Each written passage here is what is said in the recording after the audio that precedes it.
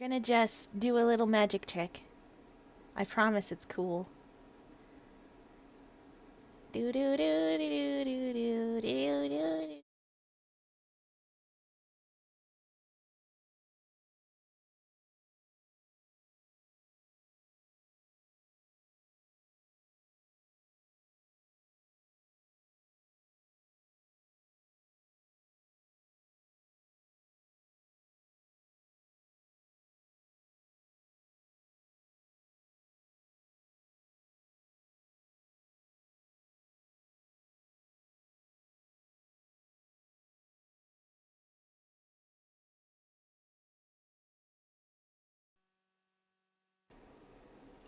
Curse you, Windows Update! Curse you, Windows Update! Thank you, everyone, for. Hello. Oh, the enrichment cat is here, too. Alright, settle down, everyone. You are definitely cooked. You're gonna be delicious. Okay, so this stream is a little bit different than we usually do. Because normally I play a video game and also. Yes, Roxy's here!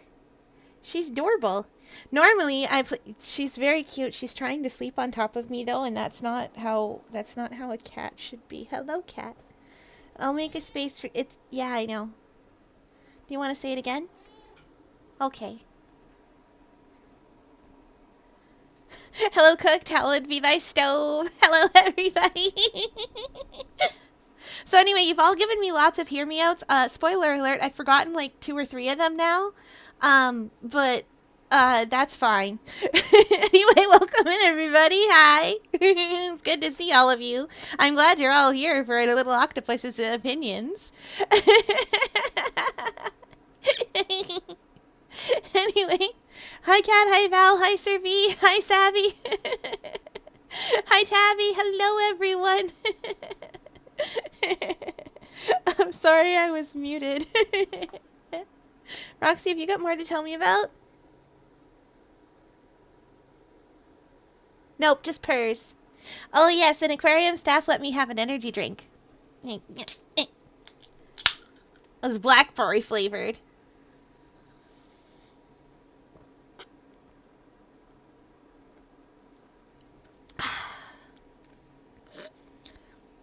No, that's normal, don't worry. Hi, Roxy. Don't worry, that's normal. Oh, would you like to come up and visit me? Whoa, hey. She's fine. She's good. Alright, chat. We've got our tier list. Don't worry. Why is it always an ad about safety?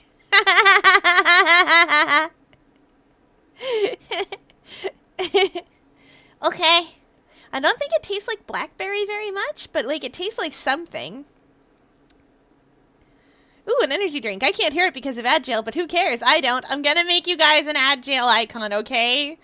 I'll make you guys an Agile icon.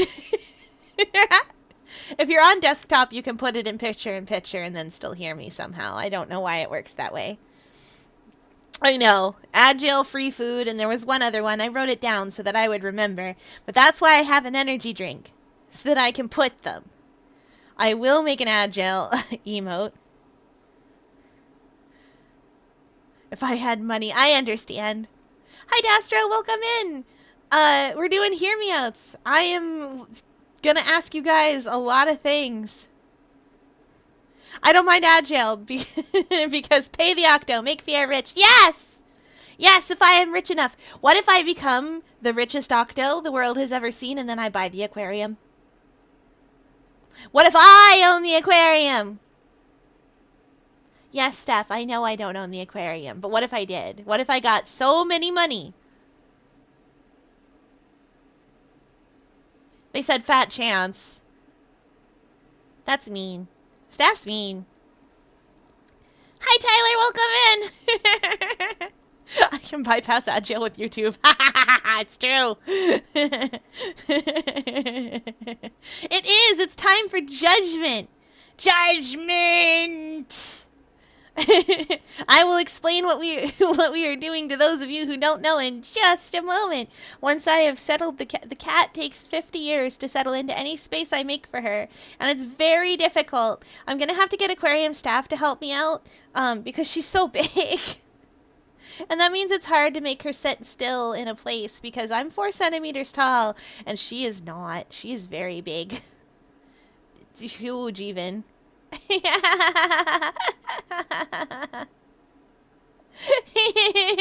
You're all getting judged tonight. I'm not judging these in the order that they're down here. We'll try and spread them out a little bit. Also, chat, I will periodically be asking you, who dis? Yes, let's get some excitement on the road. Okay, for those of you that don't know what a Hear Me Out is, or those of you watching from the far future, if you are a digital archaeologist, paleontologist, or whatever the heck you call yourselves in the far-flung future, and this has survived somehow, I'm so sorry, first of all. Second of all, since you may not know because you're several hundred years into the future, hopefully, Hear Me Outs are these things that we used to make in these days where we would be like, this is an unconventional choice of romantic partner. And because this chat isn't expressly 18 plus, that's all we're going to do with these Hear Me Outs. And we're not gonna... That's what we're doing here. This is an unconventional choice of romantic partner. Yes, one of those is me, Gunner.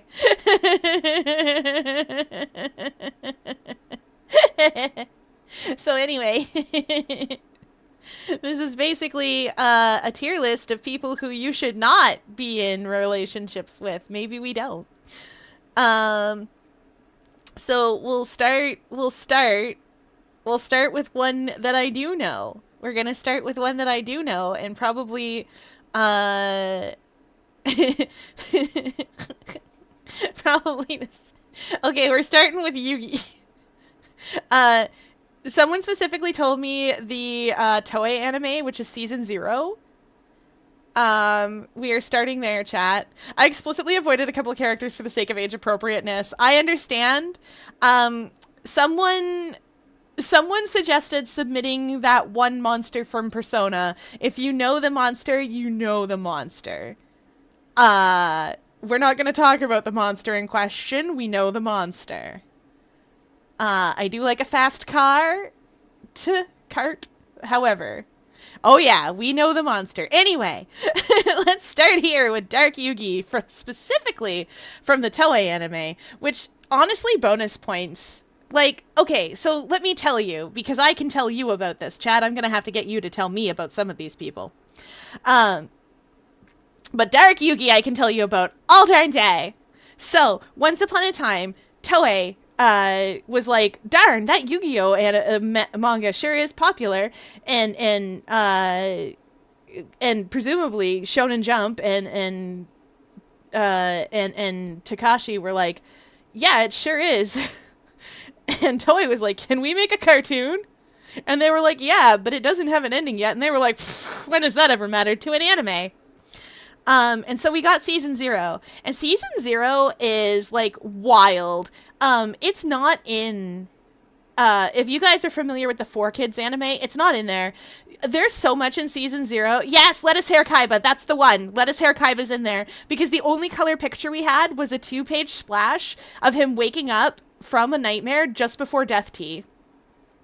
Because the shadow games persist. When Yugi plays shadow games with people, he used to force them to have a penalty game, which was a punishment of some kind.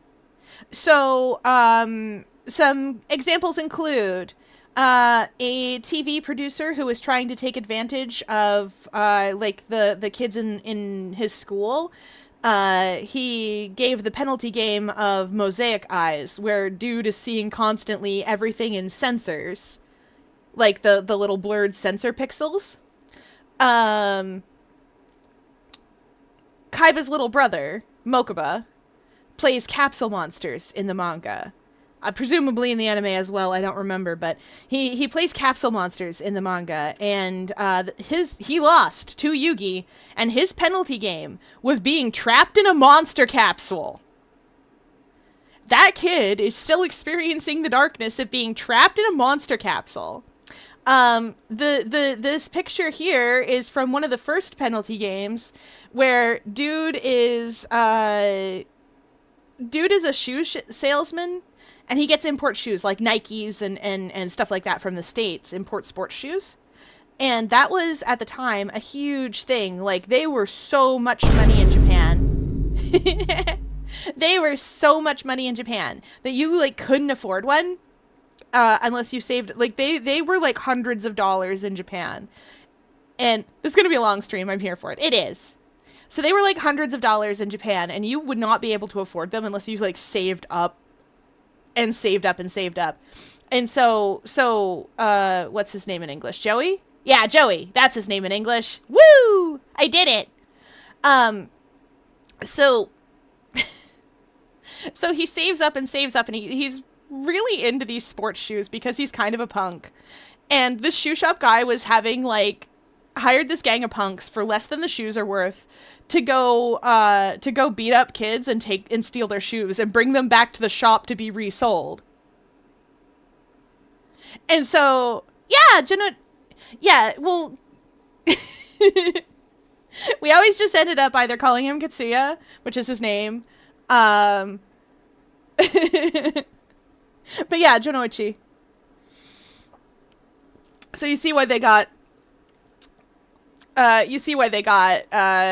changed it to Joey anyways. So that's what was happening. And so Dark Yugi shows up in the middle of the gosh darn night, rocks up to this guy's shop and is like, yo, you like scorpions, right? And this dude is like, I do have a pet scorpion that I keep tied by its stinger on a necklace, like just as a necklace, and it's live. And I don't know why, but whatever. And so Yugi's like, all right, I'm going to put a bunch of coins in this shoe, and that scorpion's going to be in the toe of this shoe, and we'll each take turns taking coins out, and whoever the scorpion stings loses. And dude's like, but okay. And they play the game, and this is the penalty game going off, where dude's like, I'll just, like, grab a whole fistful all at once, then you can't win, because I'll have more coins than you. But then his hand gets stuck in the shoe, and he can't drop them. So, anyway, he gets stung by a scorpion and near about dies. I will also say that in the Toei anime, Yugi and Dark Yugi didn't know the other existed. Like, Yugi would just wake up the next morning and be like, wow, these are Joey's shoes. Why do I have them? Oh well, here's your shoes back. It was like bonkers. They don't know the other exists until Death Tea, which is a theme park of death that Kaiba built to kill them. Yugi's voice in English is super deep. Dark Yugi, rather. Dark Yugi's voice in English is super deep. In the anime, it's just more confident. Season 0 is great. I highly recommend the manga. I highly recommend the manga, and starting from the beginning instead of the beginning of Duelist Kingdom, which is where most people tell you to start if you like the 4Kids anime. The opening part of the manga is a different manga. Straight up, it's just a different story. Kaiba shows up with the Duel Monsters cards, and then, like, you play a few more games, and then Kaiba shows up again. Because, I will tell you right now, he was a fan favorite. People loved him. He showed up with the cards, all confident. He was supposed to be a one-off villain. He showed up with the cards, all confident, all like, I'm so good at this. I'm so good at cards. I'm gonna... Yeah, a variety manga until Duelist Kingdom, exactly. Heck, even when Kaiba showed up the second time, Death Tea was still, like, 5 levels of murder. The last level of murder was Duel Monsters, but the other ones weren't. Mokuba came in at tier 4 to challenge Yugi to a Capsule Monster game again. And, like, tiers 1 through 3 were just horror things. One of those tiers was literally just the Texas Chainsaw Massacre and Jason as the same serial killer trying to kill them. One of the tiers was Dance Dance Revolution Tetris, where blocks are falling from the ceiling and they will kill you. Because they're heavy blocks, they will crush you. And one of the tiers... One of the tiers was a spooky haunted house where they all stuck their hands in guillotines and one button would turn off the guillotine. But if you guessed the incorrect button, all your hands would be chopped down. So, like, just trust me. I will tell you the opening part of the Yu-Gi-Oh manga is amazing. Anyway, none of this is judging Yugi. I learned recently that other than filler arcs, Kaiba canonically only shows up like 9 times. He does. It's true. I know we're 20 minutes in. You can't stop me. Maybe I'll be faster with some of the other ones. Hi, Frisk. Welcome in. We're doing Hear Me Outs tonight. Anyway, that is to say, here's the thing about Dark Yugi, though. Not for me. And I will tell you that because here's the thing. I'm the kid that's out there like, get him! Come on! Someone's gotta get him! Especially you, right there. I'm the one out here being like, Kaiba's too good. Too fancy. Too fancy. Listen, man has a blue eyes white dragon. He's got a lot of money. He took a military company and just was like overnight turned even even like heckin' Tony Stark didn't do that until he got like captured and had to face the reality of actual weapons. Why done been blocked? Aww. And that's true. He uses the blue eyes because he misses his wife, and he doesn't know. He's reincarnated. He has no idea. We love a good reincarnation. I should have put him in here and made you guys have to hear me out, but I didn't. So Dark Yugi can live in the hearing you, but not listening. Oh yeah, I didn't go over the tiers. The tiers are can't hear you. I'm screaming too. Hearing you out. Oops. Hearing you out. Hearing you and not listening, where, you know what? I get it. I do. It's not for me, but I get it. Kaiba being hot doesn't make Dark Yugi not hot. That's true, but he's not for me. Hi, Race. Welcome in. That's true, but they're like opposing forces to each other, and I can't. Anyway, welcome in, Necro. Hello. Oh yes, for those of you that don't know, on Monday at noon o'clock my time? Yeah, noon o'clock my time. You should all go and visit Necromage TV. Do it.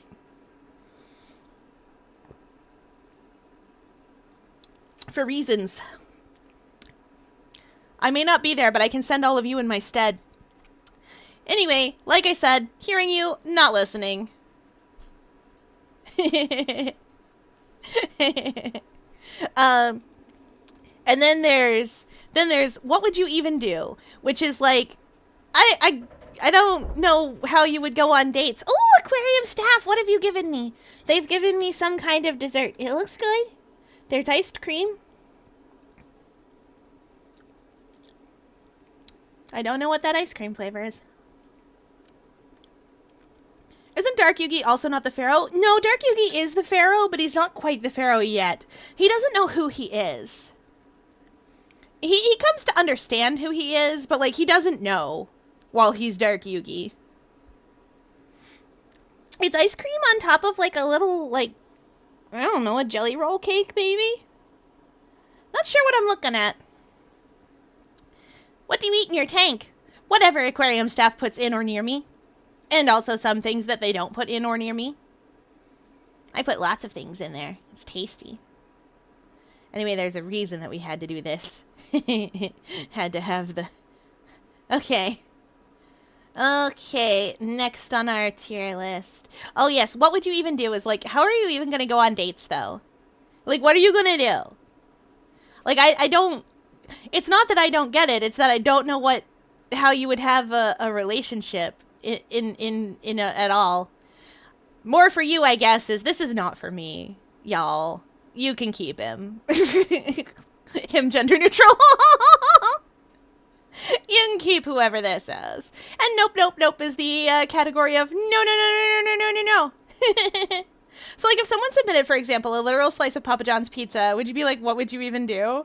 I feel like that belongs in more for you, I guess. Because, like, that's kind of like that's kind of like, it's not for me, and I don't think it should be, like, I don't get it at all. You can keep it. I love Lucamine, I'm sorry. I understand. I'm sorry Lucamine and Cynthia aren't in here, but those aren't hear me outs. Actually, Lucamine with the jellyfish on her head is a hear me out, I feel like. Right, speaking of jellyfish. Speaking of jellyfish, Sebastian. Of, this Sebastian is the one from Pressure. That other game you guys keep trying to get me to play. The Fishman. Now, I will tell you this. I do not play the game. I do not play the game, y'all. Lucamine is fine and normal and has never done anything wrong to Pokemon. Yes, Sebastian. So the thing about Sebastian, I've never played the game. However, I do love a good anglerfish design. He is big, also. He's huge. Like, I don't think you understand the size of this fish. This fish is enormous. He's huge. Like, I think I would not be able to be physically seen in this picture. Would you say they're pressuring you to play Pressure? Yes, I would. He's a large lad. He's so big. Also, look at the light bulb on his head. I like this. I like this for me. I don't play the game, but I have been informed he has an angsty backstory, and I have been told the angsty backstory. I have also been told that we don't put flashlights on this man. He does not like bright things. And you know what? I can provide not bright things. I can provide this. I can do this myself. I can provide darkness. No! I would never be attracted to the anglerfish's lantern. However, the anglerfish himself. Hi, Sheep's wife, welcome in! We're doing everybody's hear-me-outs tonight. They're being judged. We're judging everybody. Thank you for stopping in. The light bulb's there so you can be the light of your life. Yes, exactly. I can provide not bright things. Amazing cell phone. Oh no, not like that. I'll never guess who submitted this lad. None of you tell.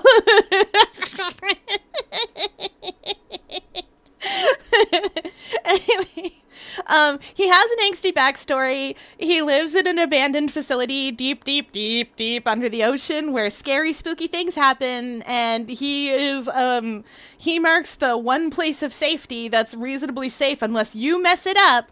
I can sense a giggly stream tonight. That's why I have an energy drink. I can provide darkness. Me when I'm writing Splatoon fiction. Me too. I do the thing. Splatoon gave me so many angsty possible things. They told me all about how the Octolings just live underground in like this like weirdly rigid militaristic society, and I was like, oh boy. And then they gave me Agent 8 and I was like, hi. Yes, you right there. You are gonna be so good for my writing. Amnesia, you don't know who you were. You were a super soldier once. 10 out of 10. Which brings me back around to Sebastian. He does not have amnesia. He knows exactly who he is. However, he shut the facility down on purpose because it was going bonkers. And he's down there just trying not to die with the rest of you. I don't know who I am, and I was a super soldier. How do you know if you don't know who you are? Nah, I make the joke. Anyway, Sebastian can live in the can't hear you, I'm screaming too. I don't play his game, but like, look at him. Him's big. You, right there, trauma beam, go! Exactly. All right, chat, to shake things up here. Who is this man? Who is this Roblox man? I have been told who this Roblox man from Block Tales is. Who is this Roblox man? And why should I hear you out? Okay, why should I hear you out, chat? Tell me about Griefer. Who is this man? While I eat my little jelly cake with ice cream. Who is this man? What sort of devil is he? Why should I be caught in his trap? Welcome in, John. Wow, oh my golly. Goodness gracious. Hello? Look, man, this is not the stream for that.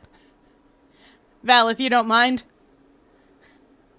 Like, this is not the stream for that vibe. I am so sorry.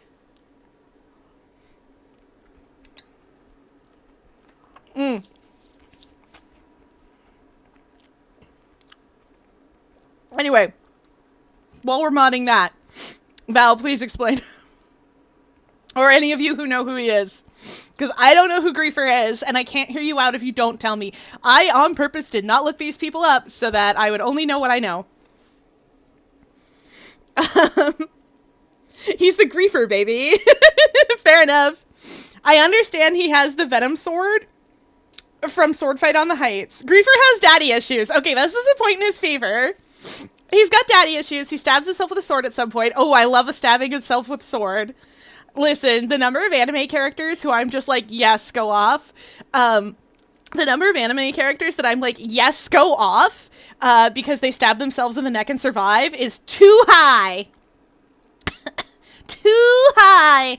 Integra Helsing does this. And, like, have you seen her? Like, she wasn't for me, but then I grew up a little bit and I was like, actually, let's keep that. Let's keep her. Like, right there. The Venom Shank. Yes, that's fair. It's the Poison Sword. I don't know. I also don't play any of Roblox games besides Dandy's World. A complete and utter jerk. Ooh. Hate that. Can't the Lego man. I'm also in the dark. I understand. He does look like a Lego man. Okay. So, let's see. Stabs. I feel you'd like Blade from HSR. Probably. You guys know a man named Blade. Anyways, I'm about to build a freaking model engine. Good luck. Good luck with that one. Integra Helsing is excellent. I know. I'm really more of an Iscariot girl. Because, like, I love the way that Japan just paints, like, Catholic Church aesthetic on things. They don't know what the church is or does. They just paint Catholic Church aesthetic on things and call it a day. See also Trinity Blood. See also Chrono Crusade. Like, they love doing that.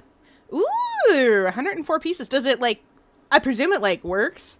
Is Griefer just like the assassin guy from Dot Hack Sign, played by the edgy 12-year-old? I mean, it feels like he is. I feel like a man like this also belongs in Hearing You Not Listening, because, like, on the one hand, he has the tragic backstory and, like, the stab in the, like, he stabs himself, which is nice, and he's got daddy issues, but also, like, depends on the kind of jerk he is. It feels like it depends on the kind of jerk. It's like, Schrodinger would be such a cutie if it wasn't for the team he's on. I know! Also, side note, all that, and they don't even get rid of Alucard for that long. It's like 20, 30 years tops. And they're like, they did all that. And then he rocks back up and is like, so lol, I'm actually more superpowered than I was before. And you're like, whoa, no. This is bad. And I love it. Imagine someone with daddy issues stabbing themselves. So unrealistic. Oh no. Oh no, I done been bonked. Hi, Victory Rich, welcome in. So I'm gonna plunk Griefer in the Hearing You But Not Listening, because, like, I don't want a jerk. And I don't know Mephiles the Dark. Ooh, that's fun. I like this. I like this model engine business.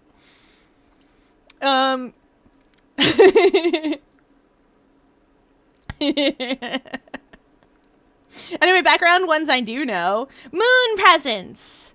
Moon Presence comes from Bloodborne. I love Moon Presence. Moon Presence is so big and has ribs to hug you for days. Like, yeah, I don't know Mephiles the Dark. Listen, I know, okay, chat? I know, I feel like I should. You know what? Here. Mephiles the Dark be a scary hedgehog with red eyes and spooky glow and be fuzzy like. Yes, ribs. I'll show you guys a bigger Moon Presence if I must. But You know what? Chat's really interested in Mephiles the Dark. Who put Roger on here? No one knows. It's a mystery. Okay, chat, tell me about Mephiles the Dark. Let's go. Let's hear it. We don't... Let's hear it then, chat. Why should we like this? He's evil. You're gonna have to sell me more than that. Memphis, Tennessee is my favorite Sonic 06. Oh no, is he a Sonic 06? He murdered Sonic the Hedgehog. Okay, that's good. That's a good start. That's horrifying, and I don't like that, but like, if he was fast enough to catch the man.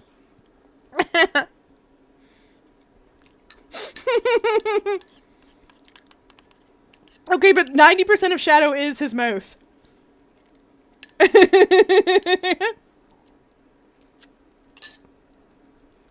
What's going on here? Well, people have submitted their hear me outs, their unconventional choice in romantic partners, to me for judgment. And I'm judging them. I love judging things. This is my favorite thing to do. And canonically, Mephiles doesn't exist, but he really wants to. Oh, I love that. I love that for him. The poor thing. He's not real. He was cast out of canon? Oh, no, baby. Like Sally Acorn. Poor Sally. What a team up that would be. That would be so messed up.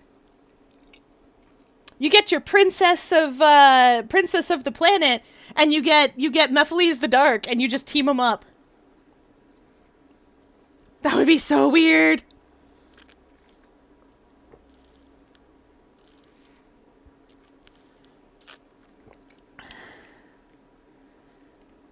Speaking of Sally, have you played Sally Face yet? All 5 chapters? Nope. And I also don't know what that is. Mephiles is also the one who destroyed the future for Silver. Oh, okay. Mephiles, what are you doing, my guy? He just because he destroyed the future world for no other reason than because. Oh, that's good. One question, yes? You are allowed more questions than one, but yes, what is it?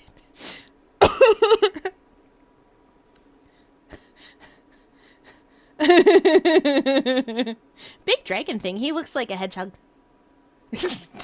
Or at least like a Sonic Hedgehog. He looks like a Sonic OC. Actually, he looks like someone's Sonic OC that they made because Shadow wasn't quite edgy enough. Ooh, multiple forms. Oh, hello. We love multiple forms in this house. Oh, we love multiple forms more than Square Enix. And that's a lot. Okay, this man is moving up in the world.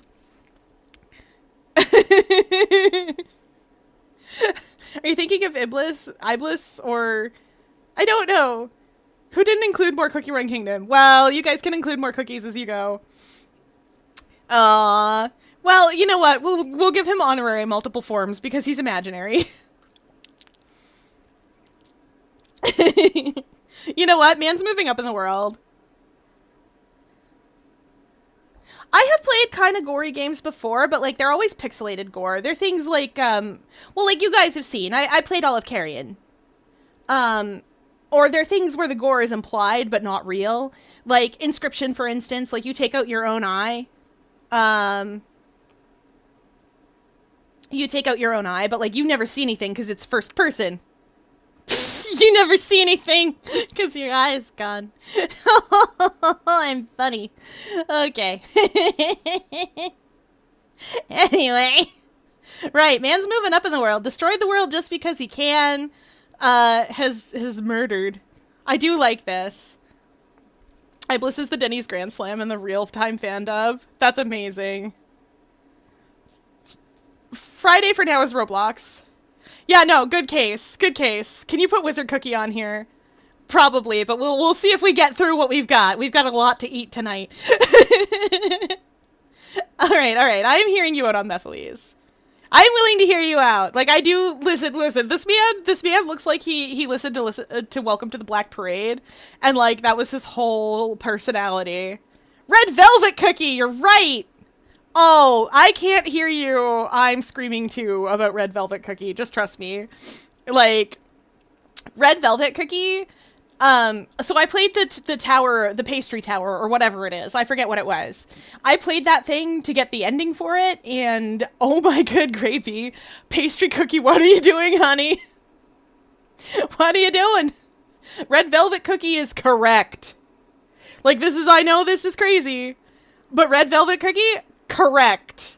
Poor guy. Okay, for those of you that don't know, Cookie Run Kingdom is this, like, game, right? And they're all cookies. But the important thing is that, like, the monsters in Cookie Run Kingdom are all made of cake. But the thing is that there's a bunch of different cookies that are actually, like, cakey type cookies. For instance, and this bothers me to no end, Madeleine cookie is called a cookie, but if you know what a Madeleine cookie is, you know exactly that a Madeleine cookie is a cake. It's just a cake. It's just a cake shaped like a little shell, and I have so many problems. Anyway, Red Velvet Cookie is half cake, half cookie. Like, he has like a cake arm, so he's like really good friends with all like the cake hounds, which are the opening like little like monsters that like bark around and go bark, bark, bark, and you fight them and murder them for delicious XP and money and all the other things that game wants you to have.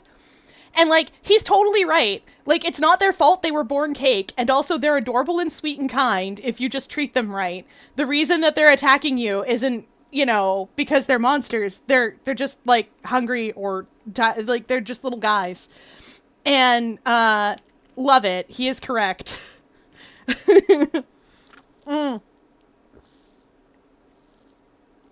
I love the cake hounds. Cake hounds are little dogs shaped like slices of cake. Let me show you what a cake hound is. Bear with me, chat. We're gonna do this. Doing it. Okay. These are them. These are the little boys. Look at him. Look at this little man. Doesn't he look like the cutest little guy? Like, would you this teeny tiny baby, this teeny tiny baby, that's Red Velvet Cookie, by the by. This teeny tiny baby, there is a plush. You could have that. You could have it. This teeny tiny baby is so cute, and I would literally go to war for this little guy. That's fan art of Red Velvet Cookie. This teeny tiny boy I would go to war with this little man. Like, look at this little guy. He's so cute. I know, right? I would kill everyone on Earth for that creature. Chat knows what's what. Look at him. Oh, yes, he did steal a crown. A cake hound did steal a crown. That's a real thing that really happened. I love him. He's so cute. I want, like, 10 of them. There's a decoration. There's a decoration that you can have in the game. There's a decoration that's just a cake that wiggles.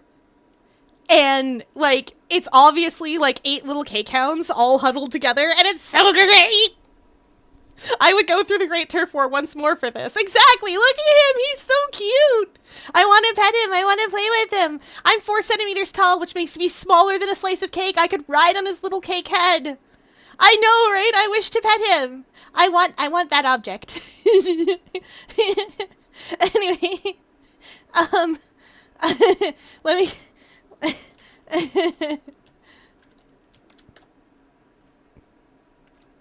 And this is Red Velvet Cookie. Like I said, part cake hound. That's Pastry Cookie. She works for the Cookie Church. The cookies have a church. The cookies have the Catholic Church, by the by. Although the Catholic Church is like 40k, purge the mutant. They wish to purge the cake. Anyway, I love Red Velvet Cookie. I'm sorry he's not in the tier list, but if he was, can't hear you, I'm screaming too. Wolf whistles or whatever. I'm gonna evade taxes to save up for that plush. Amazing. I think I have the decor too. I haven't played in a while. It's like, it's not base decor, but it's from like back in the day. Catholic cookies. I know, right? No, they are Catholic cookies. I'm glad I started the cake tangent. Somehow we got derailed from being derailed. I'm not even playing a game tonight.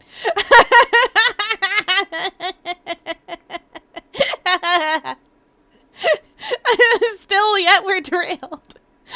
It's okay. Red Velvet Cookie is on early up here. Can't hear you. I'm screaming too.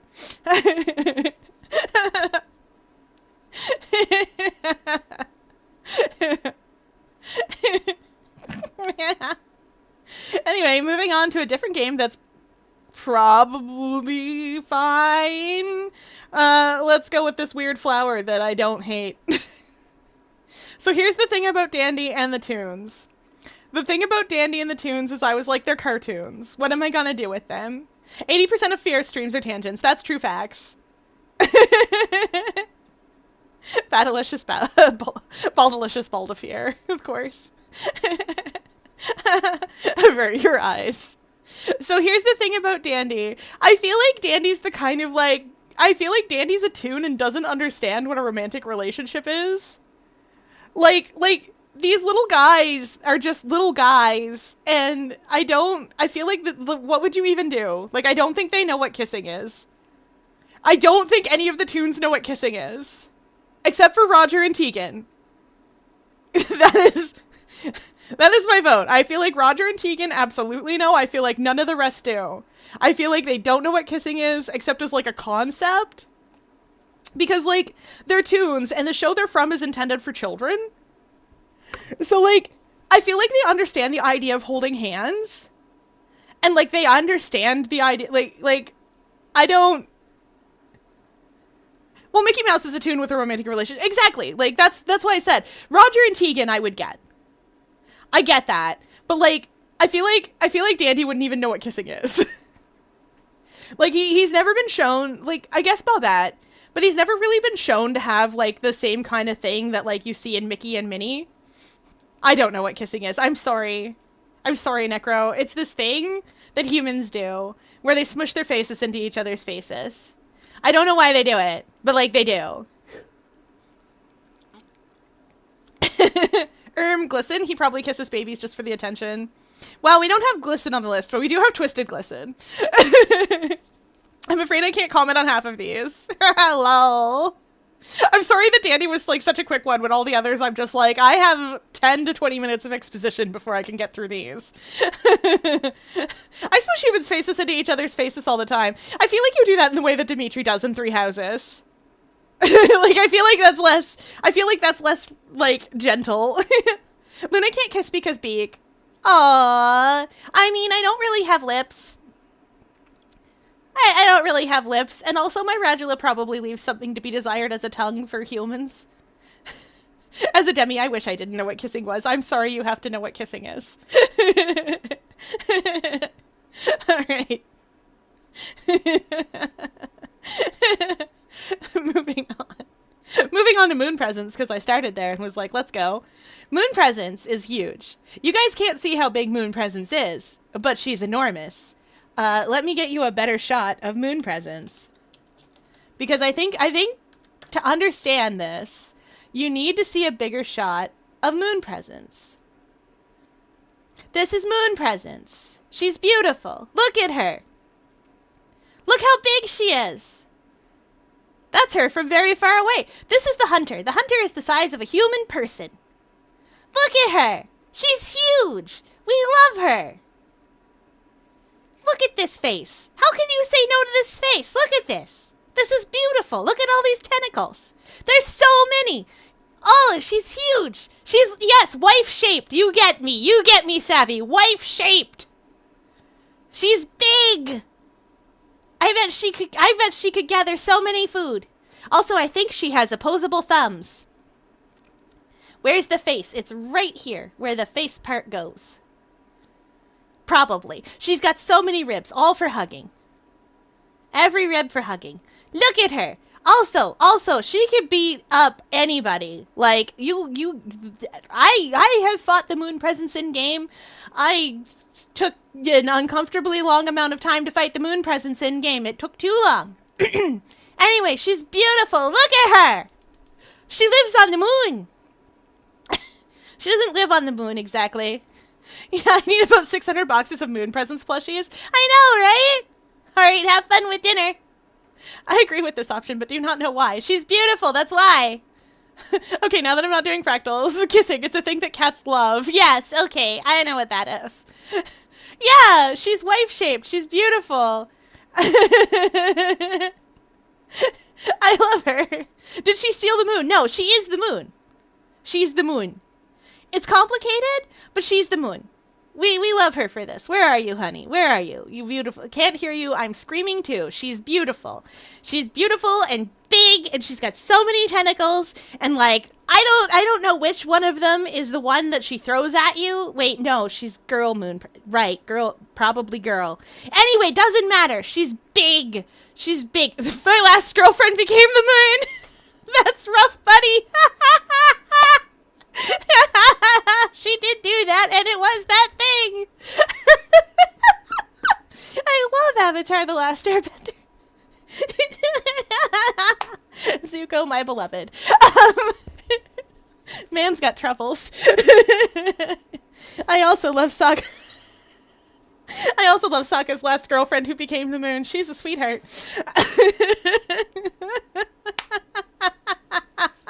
Anyway, moon presents, huge. Love it. I love her. This is utter chaos. I should put chaos. Sonic Adventure here. Yes, you should. Give me a moon presents plush. She has so many tentacles. I don't know how you would, but I believe that there probably is one. I would make one, but like I crochet, so it wouldn't come out very good. Okay, moving on from the only Soulsborne game I have ever beaten under my own power, which is great, to a more different game that made me sad. This is Loop from Stars in Time. I'm gonna spoil Stars in Time for you guys by telling you about Loop. So, Stars in Time stars Siffrin and a bunch of side characters who don't matter to this conversation. Siffrin is rewinding time a lot. For reasons that don't really matter to this conversation. Loop is a version of Siffrin that has rewound time a lot. So many times. Literally is called Loop. Like, this should give you an opinion of how many times. You go to Loop throughout the game to, like, chat Loop up and be like, what the heck? Please explain. Save my game. What's going on here? Warg, I am confused. And Loop acts as your, like, mentor figure kind of thing. And this star has so much trauma in it. It slaps the roof of this star. This baby can hold so much trauma in it. Like, just so much. This star is just girl boss gatekeep. Just girl boss gatekeep. The other thing, I forget what it is. Gaslight girl boss gatekeep. That's this one. This one is a lying liar face who speaks in half-truths. And, like, Fear, it's been 6 years since Silksong was announced. I'm going insane. Me too. I also wish it was out sooner. It's not Gaslight, you imagined that. You're right, I probably did. Because I am lightly insane and cannot trust my own interpretation of reality. Oh no. But you know, when they come for you, I will have to pretend I'm lightly insane so that you get taken away to jail, which is how that story ends. Also, they are canonically non-binary. Amazing. But you know, what do you get? But you know, what do you gaslight? I don't know. Oh, actually, I will tell you the origin of Gaslight while I'm at it. The original story it was in, it was literally about the gas-powered lights. So, dude was, like, lying to his wife, being like, no, they're not actually that dim. Because he's like, no, they're not actually that dim. That's their full strength. Like, they're already turned up. And she was like, oh, but they're not? And he's like, no, they are. And, like, that's the whole thing. Like, it's a longer story, but, like, it's complicated. Anyway, we hydrate as chat demands. Yeah. The movie's pretty good. Fair enough. Alright, and a big stretch. Big stretch, which is tricky because Roxy is laying here with me. She's sharing the... She has a little chair right beside the aquarium so that she can sit with me. Okay, and we'll do some shoulder presses. I done been bonked. Oh, I didn't even drop the weights on myself and I done been bonked. I done been bonked again. Wah. Miss Von Karma, you can go now, honey. Okay, we do some shoulder pressures. 1, 2, 3, 4, 5, 6, 7, 8, 9, 10. No, she went away last time when I said that. It's only a matter of time. It's only a matter of time, I say.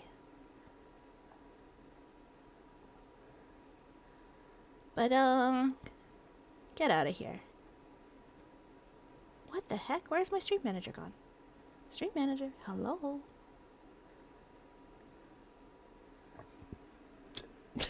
Miss Von Karma should be on the list. She should! Task manager. Tarask manager. Anyway, somebody play that emote again or it won't go away. Tesco manager. Can't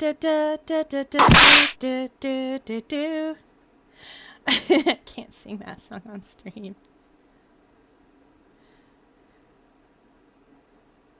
No, really? Sound alerts, what are you doing? Hang on.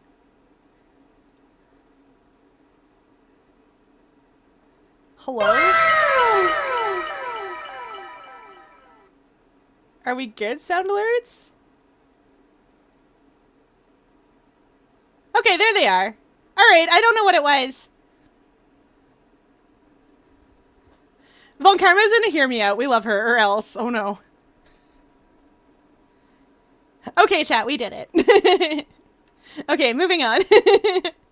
Away from something eldritch, probably. Let's see, what do we got? Oh yes, Bowser. Y'all gave me Bowser, and then you had to follow it up by being like, specifically from the movie. Specifically Peaches. Y'all gave me Bowser, but then specifically the Peaches. Now here's the thing about Bowser. Chat, you are correct. Generally speaking, S tier, Bowser's an easy hear me out. We got it. He's huge. He's big. He's a chunky lad. He has an entire kingdom. Like, he has a standing army. Like, he uses it to kidnap a princess, but TBH, I feel like he's just like... I feel like he's just like... You know how sometimes, like... You know how sometimes you're like, darn, it sure sucks being a princess all the time. I hate this. I just wish I had a vacation, and then some guy kidnaps you.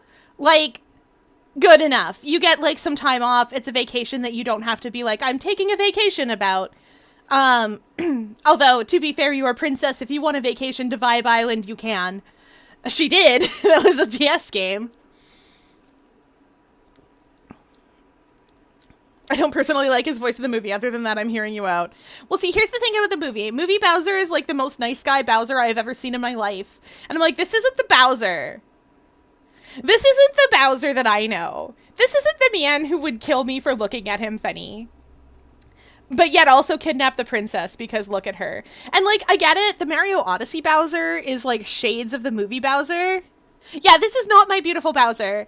I play Bowser in Smash because like, that's not Bowser, that's Browser. I play Bowser in Smash because I don't like to have to combo things. I just want to hit you once and you either die or you don't. And if you don't, then I'm probably getting kicked in the face for trying. But like, I just want to side A you off the stage. That's all I want. Sometimes I want to hug you. Sometimes I want to give you a good side B and just be like, we're hugging now. But I play Bowser in Smash, and so I care a lot for Giant Man, with lots of strength. See also Dimitri, Fire Emblem Three Houses. I don't know if you know this man, but he would kill anyone I asked for. 10 out of 10.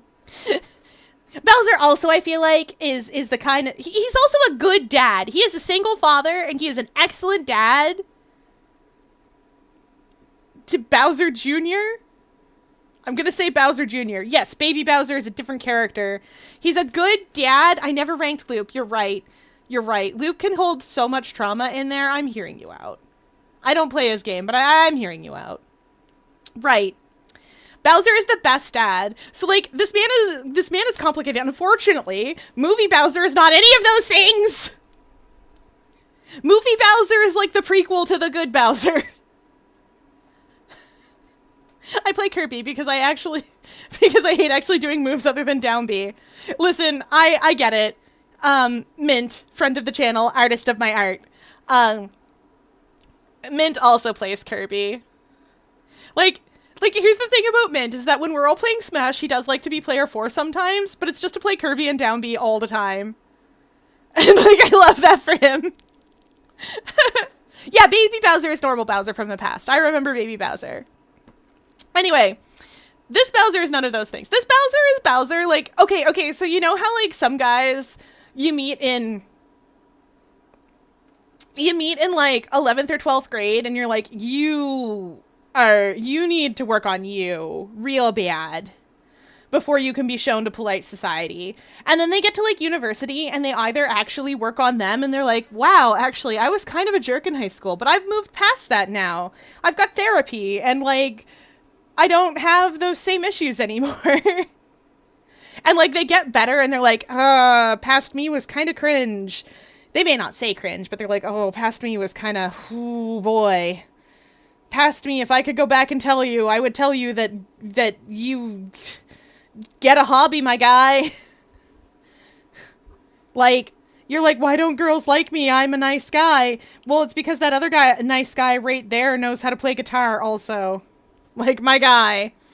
And, like, so I think he needs some serious work. So we're gonna stick him in the hearing you but not listening tier here. He's not quite nope, but he needs to do a lot of work. Also, like, he is still Bowser. Pass, sorry, we don't do that around here. Only time loops. LOL! Oh man, I'm glad I was liked, Lamau. I know. Like, listen. Actually, you know what? I do have a tier for this. More for you, I guess. There we go. We did it. We did it, fam. I don't think past anyone started at normal. That's true. That's true. All right. Moving on. Moving on. Chat, please explain. I've never played Luigi's Mansion. This is Melody? Question mark? I have never played Luigi's Mansion. Please explain. Make your case. Make your case. I must learn. Oh, this tier list is wild. I'm gonna pick a tune next, but I don't know which one. She's definitely a ghost lady, and she definitely is at a piano. But please explain why I should hear you out. I cannot make a decision on this nice lady.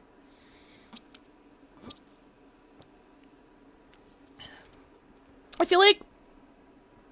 because music is nice, that's fair. I mean, Marissa's not a hear me out, but I would put her on...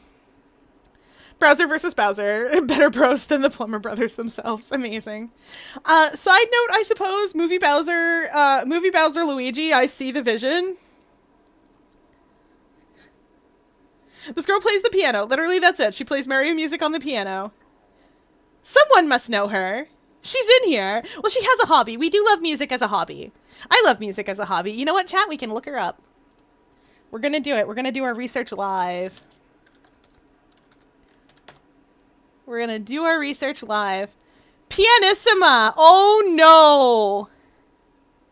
The beautiful pianist. Oh. Okay, okay.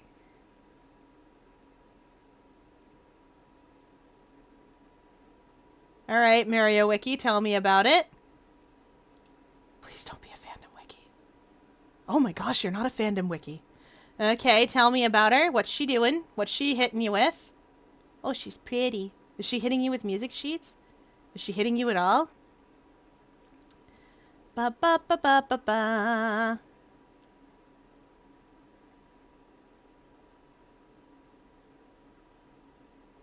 Oh, she quizzes you about it.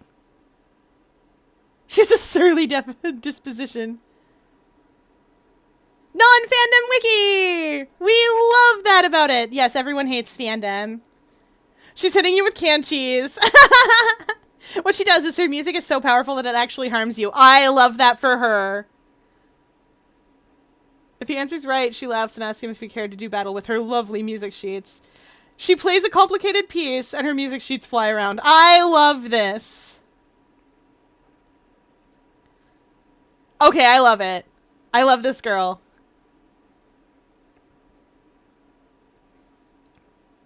Okay, Melody, you can stay. Unfortunately, there's no non-fandom Mega Man Wiki. I'm so sorry. She's got music powers. She's kind of mean, but like super good at a thing, which fair enough. That's how video games do be. She uses her music powers to play video game music, which is what I would do. I play a flute. Do you know why I play a flute? I will tell you. Flute recordings sound terrible to my ear, but I love the sound of a flute. And so that's why I play a flute. The second reason I play a flute is because MIDI flute in video games sounds terrible, but played through an actual flute sounds amazing. I really wanted to learn how to play the aria from Final Fantasy VI. You guys know that one because I sung along to it because I got so excited. I really wanted to play that song, and then I am a very good flutist. I have played flute since 7th grade, and that is a long time. I started playing flute back in fish school before I was fished up and stuck here. So, I'm very good at it. It does not record well because flute never records well. But I have played it for a long time and I really like it. I am also reasonably good at harp. Not like standing harp, but like a lyre. I'm reasonably good with that. Fish school, for fish, by fish, for fish. Yes. Anyway, Melody, you can stay. I am hearing you people out. I don't know her very well, but I am hearing you all out. Let's see. Oh, let's go to our other Yu-Gi-Oh! This is Miss Andrews. She's from Yu-Gi-Oh! ZX. Zexel. I keep trying to call it ZX because of GX, guys. Anyway, this is Miss Andrews. She's very pretty, but also evil. I remember her plotline very vaguely, so someone is going to have to remind me of her absolute nonsense. I do believe she is also evil, and I do believe she is trying to wake up the Eldritch evil that is doing villainy in Zexal, but I can't remember why or how she plans to do that. She's a bad mom. She's also technically a card in the card game. Yes, that tracks. I remember her being like, I remember her being one of those people that I'm like, you know what? I think you remind me of Ms. Chono from like season 0 of the anime. Like, I feel like you need to get a puzzle you need to get a puzzle and have your face fall into puzzle pieces. Like, I feel like that's what you need because like that would match the way you are. Like, her whole vibe. Why is me Gunner there? You'll never know! You just summon your mom. Yu-Gi-Oh! Zexal English dub. Yes! Amazing. Sorry about Agile, everyone. We will pause judging people for Agile, and I will tell you a story. Probably. Let me think. Let's see. Okay. What will we yap about while the ad break is going? If it's not Hear Me Outs. I've evaded the ads again. Good work, Dastro. Just know that the important thing is that the ads that play support the channel and all that stuff. This is the price I am unaddable. Become ungovernable. But at the same time, know that the ads that play are part of the thing that lets me keep doing this. And we must all make our sacrifices to capitalism because that's what we have to suffer. We should yap about coral reefs. Yes, the Australian barrier reef is actually starting to recover a little bit. And honestly, I hope it keeps doing that because the Australian coral reef, the barrier reef, is super cool. Yeah, we're just yapping until ads are gone. Don't worry. That's what we do here. For 3 minutes, I just yap. I know, it's okay. I understand having zero patience with ads, I say, as a person who definitely does not have uBlock Origin. Don't look. Or Privacy Badger. Don't look.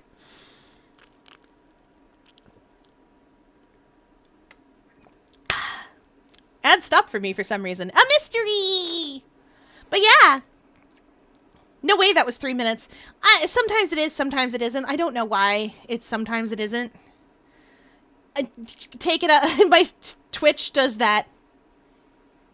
I know, right? No one has uBlock here. They would never. Um, okay. So, good news is the Great Barrier Reef is slowly recovering. The other good news is, what are we doing? Words. Words are hard. Let's see. I'm trying to think. Oh, yeah, that reminds me. Speaking of energy drinks, they have new packaging here. Because so food safety standards are such here that if your thing is a supplement, you have to list it as a supplement. And so energy drinks here, because they have so much vitamin B in them, actually have supplement listed on the front of them. It makes me giggle. All right, welcome back, everybody. Hopefully. Welcome back. We're going to keep judging. Miss Andrews, I feel like... No, I didn't. As soon as the ads start, I stop doing whatever I'm doing. Generally speaking, sometimes I can't. You guys have seen that. Sometimes if I'm playing a fast-paced game, I can't. Anyway, Miss Andrews, I feel like you guys still need to make a case about it. I don't know what you mean, Saribot. I still have 6 more to go. I'm so sorry. I don't know how her timing is. She's trying her best.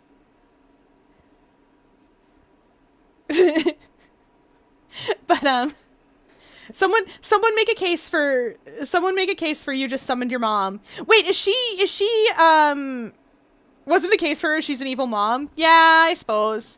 Is she main character's mom? Like, I feel like that's kind of an important thing to forget. Galaxy Queen. Oh, wait, what? Hang on a second.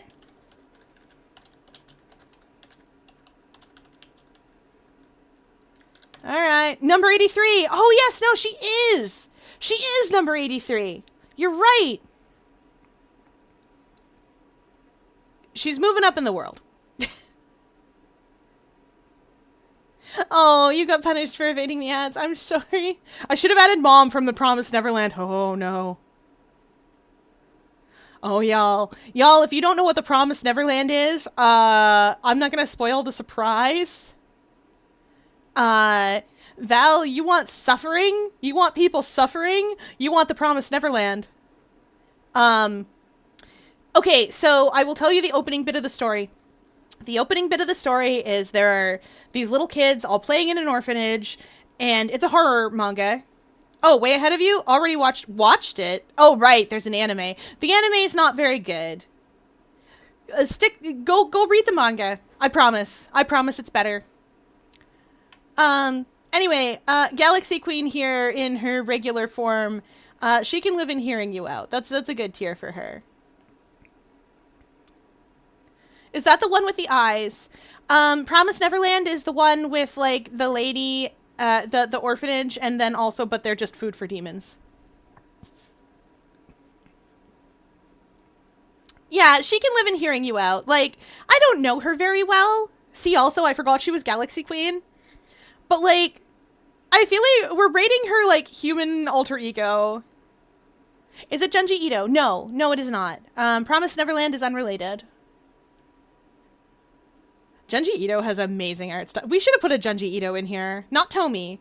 I don't have to hear you out about Tomy. Side note, honestly, Tomy's alright, but, like, I'm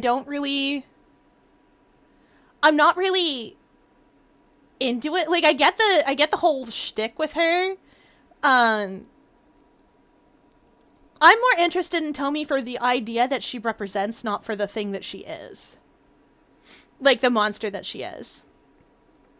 Tomy replicates herself, but, like, I read Tomy using my powers of literary analysis.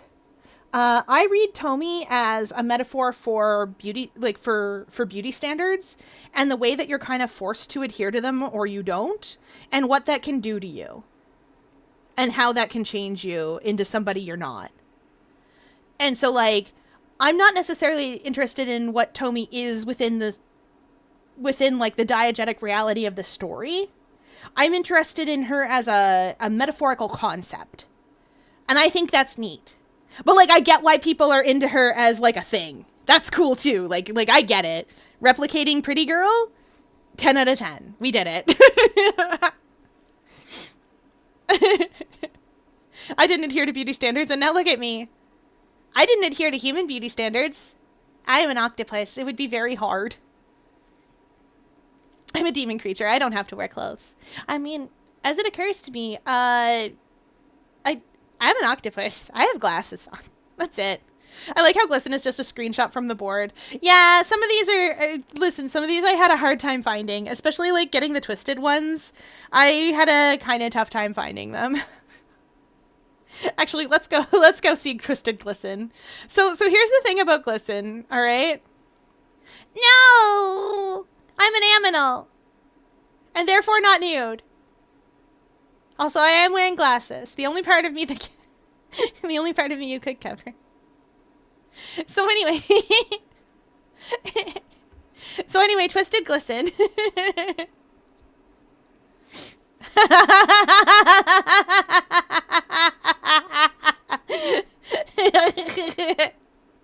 Hug the Zesty Joyride mirror. Yes, of course. Okay, so here's the thing about Glisten. Okay, and I should have to explain. Technically, glasses are clothing. You're right. Hey, if you throw a sheet over me, maybe I can escape in the laundry and get out.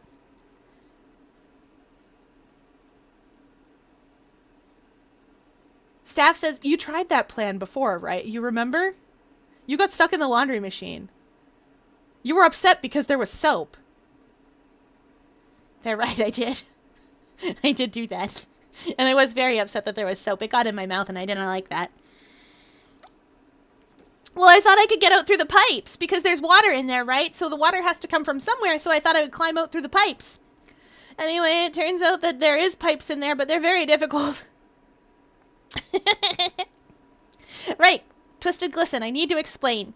So, the Roblox game, Dandy's World, you guys have seen me play it on Fridays. Most of you already know the plot, but just in case, and for future archaeologists and paleontologists and social anthropologists and all those kind of guys, gender neutral, Twisted Glisten and all these other Twisteds are being affected by something called Ichor, and Ichor messes you up.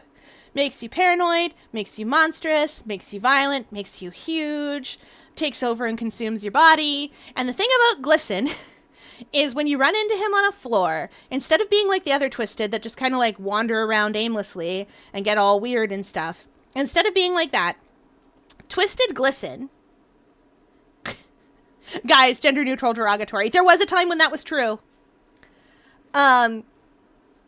Because Guy specifically refers to Guy Fawkes, and then it slowly became like just like an adjective for anyone kind of slovenly and like undesirable and lazy, and then it became guys, and it just carried on from there. Anyway, Glisten knows what's happening to him. When you run into him, you get like text underneath that is his, like, you get his speech text underneath that's just like, oh thank goodness, I thought I was alone down here. And, like, he's got a little bar above his head, and you have to stick kind of near him, or that bar slowly fills, and if it fills all the way, he loses his mind. So, like, you can walk around with him and be like, dude, it's okay, I'm here. And, like, I like this. I like this on top. I love this, because Glisten is, in the cartoon that these tunes are all from, Glisten is the, like, super vain one. He's the one who's all like, I'm so much better than all of you. Look at me, I'm beautiful. He's literally a hand mirror. And, like, watching someone who's, like, watching, like, the most vain person you know be like, oh, thank goodness you're here. I'm so scared. Watching that is just peak. It is peak for me. Like, I love that. I love that so much. Yeah, it's kind of Mob Psycho stress meter.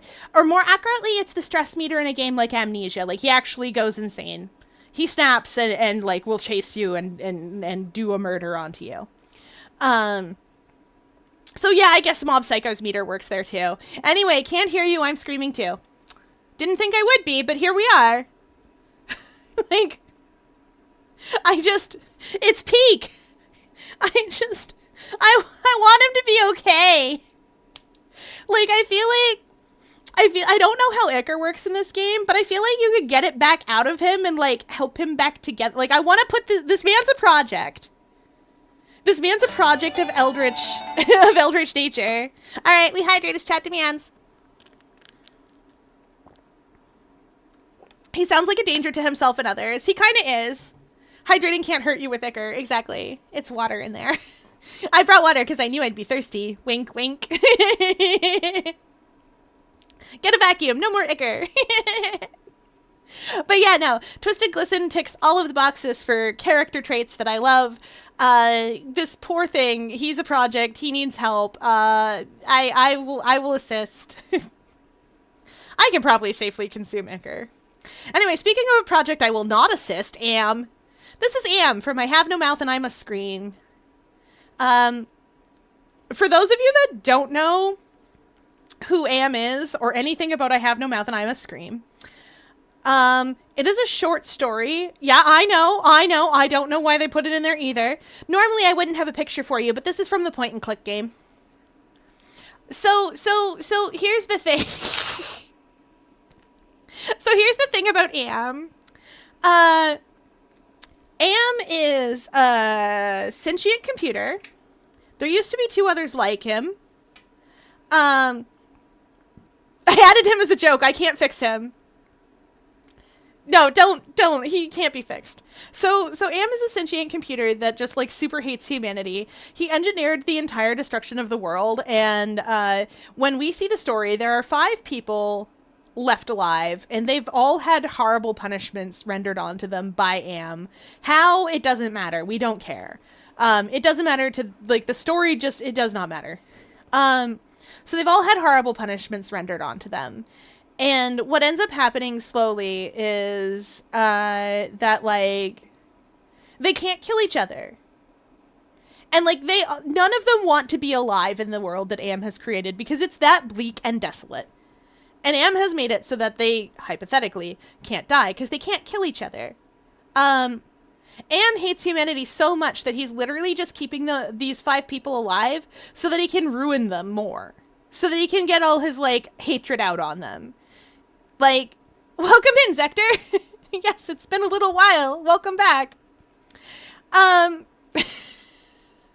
4 kids.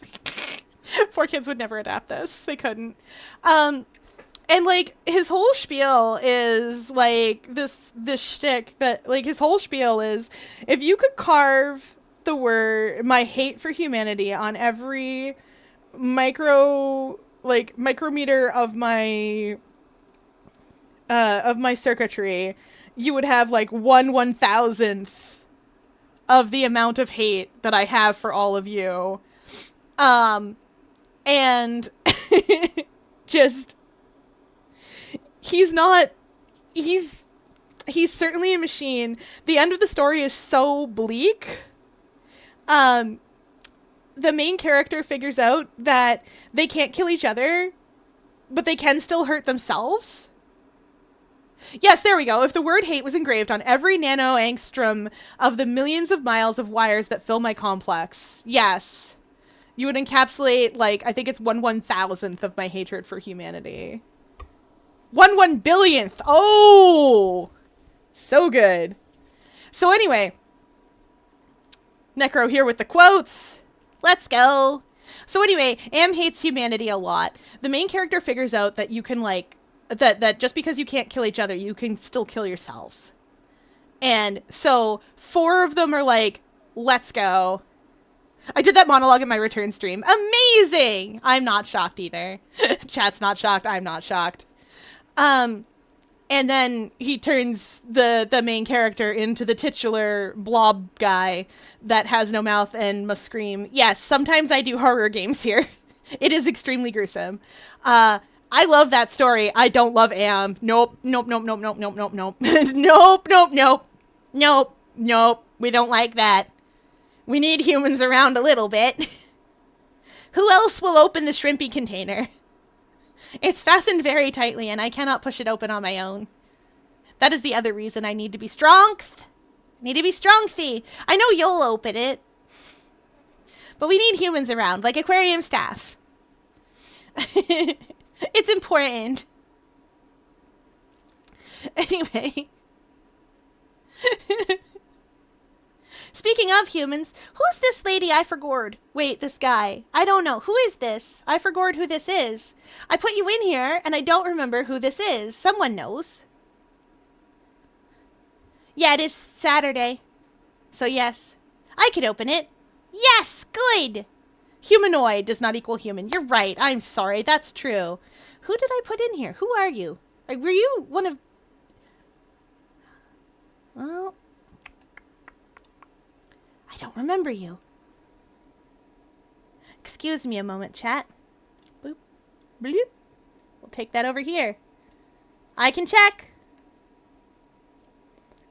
Can check by the power of checking my own Blue Sky posts. I don't post that much, right? Guys, I post that much. Hey, has that corpse flower bloomed yet? Has Putrescia bloomed yet? Never mind. Doesn't matter. We're busy doing something else. I found it. But, maybe I'll find her.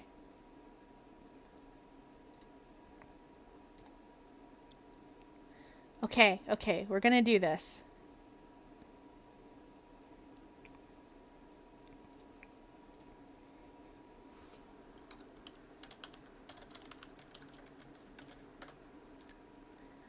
Wait, maybe I don't need to do this way. Are you Reginald Tetra? I bet you are.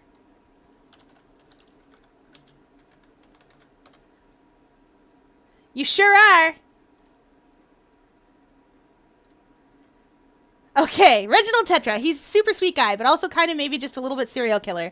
But he's really sweet. Oh, you are selling me on this man.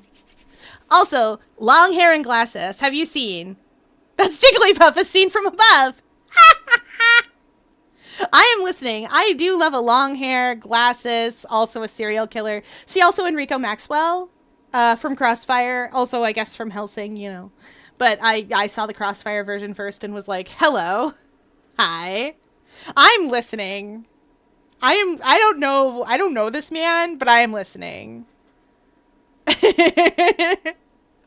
Also, a name like Reginald Tetra just gets me. I like that. That's good. Where does our friend come from? Where is my new best friend? Cemetery Mary and Blackout Hospital. Ooh. I don't know what that game's about, but or series or whatever. I'm here for it. You can stay. I am hearing you guys out. I need no more information to make my decision about this one. Long hair, glasses, serial killer is just me in high school. Oh no. I'm looking at the chat over here and someone was talking about being unaddable. Care to explain? Oh, yes. Okay, so I am duo streaming to YouTube and Twitch. On Twitch, the ads are built in to the actual stream. So if you have ad blockers or something like that, they can't block the ads. So some of the folks over on Twitch also have a YouTube, and they'll just pop between them so that they don't miss anything. Not that they're missing anything, because all I do during the ad breaks is just yap. Just what I'm doing here, but like I don't yap about the thing that I'm doing. So that's what's going on. So basically in the story, the character Mary is surrounded by a bunch of really bad people who traumatize her, and he secretly kills them all because he likes her. Oh, never mind. Anyway, can't hear you. I'm screaming too. Let's go. We know how much I like a man who will do a murder for me. We love that. Once again, see also Dimitri. And Crom. Fear, please. Listen. Please. I know. I can't help it. I have a weakness, alright? I am 4 centimeters tall. How many murders do you think I'm capable of? Do not do the murder. How many murders do you think I could do? Many? Okay, shrimpies don't count their shrimps. Like, how many murders do you think I could manage? The answer is like 2, if we're being generous. Tops. And arguably, One of those wasn't even my fault. But when she finds out, he locks her up because she's worried that she'll report him to the cops. Oh no! Don't make me get Agent Shiki to follow you around. I have the enrichment cat with me right now. You murdered at least one human I see through your disguise. Oh no! Listen, I read you guys the aquarium. You guys know where I've been. You guys know where I've been. Like I said, 2 tops if we're being generous. Definitely at least 1. But it's really hard. Lamau, are all his bad traits positive to y'all? I mean, yeah. I'm not sure I like the possessiveness exactly. Like, that's not necessarily for me, but he does a man willing to do murders for me can stay. We'll see how we go from there. All right. Next. Let's see. Oh yes, Annabelle Kane. This is Annabelle Kane from the Magnus Archives. You are only ever going to get fan art of her because the Magnus Archives is not a visual medium. Annabelle Kane is an avatar of the web. The web is all about spiders and neural connections. It's also all about story writing and things. So people who are story writing and storytelling. So people who are gifted to the web, who are avatars of the web, usually are Gaslight, Girl Boss, Gatekeep, which is how we describe Annabelle Kane. This girl lies to you so much. Does she ever tell you the truth about where she came from? Maybe. You don't know. The web is also called the Mother of Puppets. It's also called, I forget the rest. They all have a bunch of different monikers. The Magnus Archives is a horror series, is a horror podcast. No, we're not going into the thing. We're not going to do it. Produced by Rusty Quill. Licensed under Creative Commons. No, we're not going to do it. She doesn't lie. You're making that up to disparage her because you're insecure. I would never. That's very questionable. This is my hear me out. I hear a lot of weird things. I'm an octopus. What do you want? Yes, the spider, the great spider, the mother of puppets, the spinner of schemes, the story spinner, the hidden machination. That should give you an idea of what the web is about. Annabelle. So the deal with Annabelle is that she's a very accomplished, avatar of the web. She has been effectively, it's not that she's been like sort of the main villain. I don't think Magnus really has a villain per se. It's one of those stories that has a lot of people who have opposing goals. But I don't think that anyone is like I think they're all bad people, effectively. They just all have very different goals, and we get to see very different sides of them. Like, the reason that we're rooting for the main characters is because they're the main characters. And so, like, if you had set this series up with Annabelle as the main character, you'd be rooting for her instead. And, like, that's the whole shtick. Now, that said, I do love the Archivist. I love Jonathan Sims. He's such a pathetic wet cat of a man.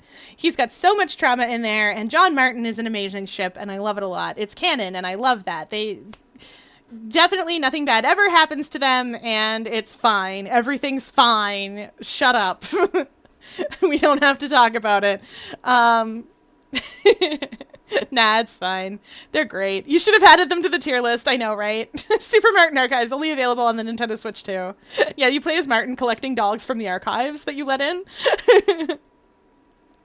Anyway, Annabelle Kane is not for me. I know what you're thinking. Why not? She's bigger than I am. She's got 8 legs. She does transform into a part spider lady when the world is wild and messed up. But also too much manipulation. like we're gonna just, you'd think I'd go for that. Everyone's bigger than you. That is not true. Everyone in this list is probably bigger than me, though. Just saying. But like bigger than me, 8 legs, probably would, but she's looking out for her. But what if I want to talk to you about them? You could. I just would not listen. I do like Annabelle. Anyway, moving on to a weirdly wholesome one. One of you all put Hestia in here. Like, you put Grandma in here from, You put Grandma in here. That said, Hestia's got the firepower. For those of you that don't know who Hestia from Hades 2 is, let me show you, Grandma.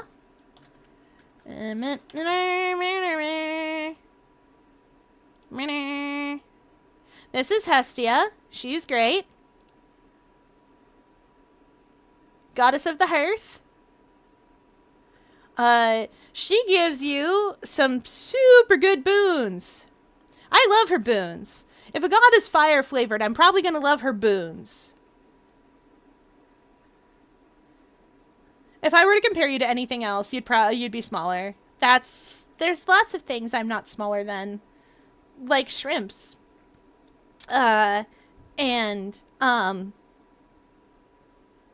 Tardigrades. And, baby octopi. And, I'm smaller than my amiibos. Yes, Hades is super diverse in its characters. Hades 2 carries that on. Anyway, Hestia is great. Hestia's Bestia, yes! We love Hestia here. She is a Greek goddess. She is the Greek goddess of the hearth. 10 out of 10, we love her.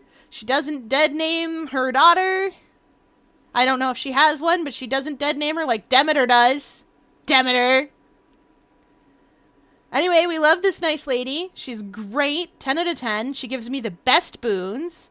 Grandma's a delight. On the other hand, I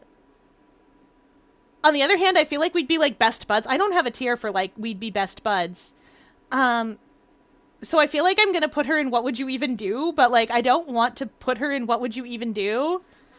You know what? You're right, chat. We make a best friends tier. We make one more tier. How do I, forget how to do that.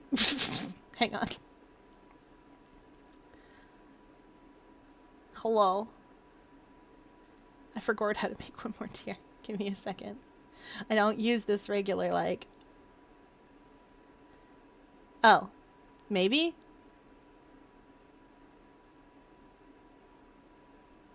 Excuse me a moment, chat. Let me blink out the goodbye part.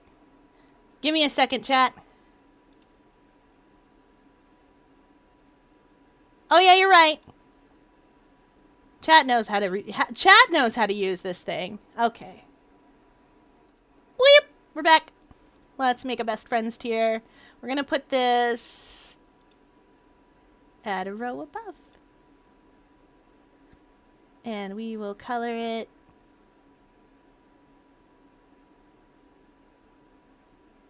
blue.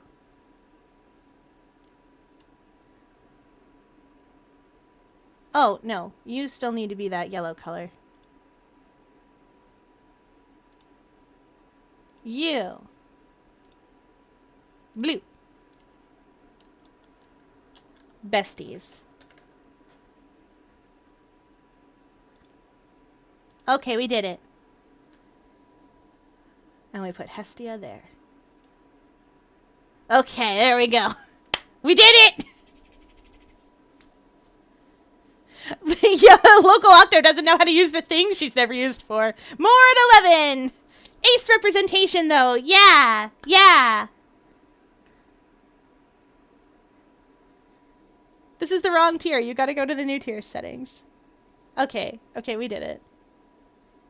Hestia chose not to reproduce in the myths for fear of making a new Kronos. That's also fair, too. Do you have links enabled? I don't know. Can't wait to see you do another one of these so I can add exclusively robot characters. You betcha. Also, side note, we're doing another one of these. I don't know when. Maybe we'll do one every... You know what? We should do one for Valentine's Day.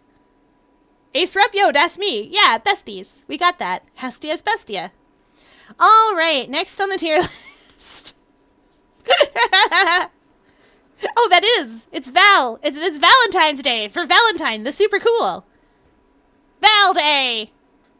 I can check. I believe that, but, like, I probably do have links enabled, but also, like, I shouldn't. Alright, moving on to the cookie runs. This is Black Pearl Cookie. Black Pearl Cookie didn't used to be this way. She met a man, and he did not treat her right. He broke her little heart, and now she's an eldritch monster in the sea. She will kill you. Mermaid wife, I rest my case. Get some rest, John. I treat her right. I know, right? Her name is pretty. Black Pearl Cookie's pretty. Like, okay, so you go through this whole thing. She used to be White Pearl Cookie, but something terrible happened. She did go emo. She met a man. She met a man, and he was very, very bad. Very bad man. Very self-centered. And as it turns out, sometimes the mermaid's like, I'm in love with you. And sometimes you're like, okay, but I'm basically a whaler. I'm literally here to steal the treasure you're guarding. And she's like, maybe we don't. Anyway, now she's Black Pearl Cookie. She lives in the depths, and she will kill you. Like, didn't she stir the entire Licorice Sea into, like, Murder Ocean? Pretty sure that's her whole shtick. I'm sending that bad man to the Shell Realm. I know, right? She kind of did. Like, wasn't it Oyster Cookie or something?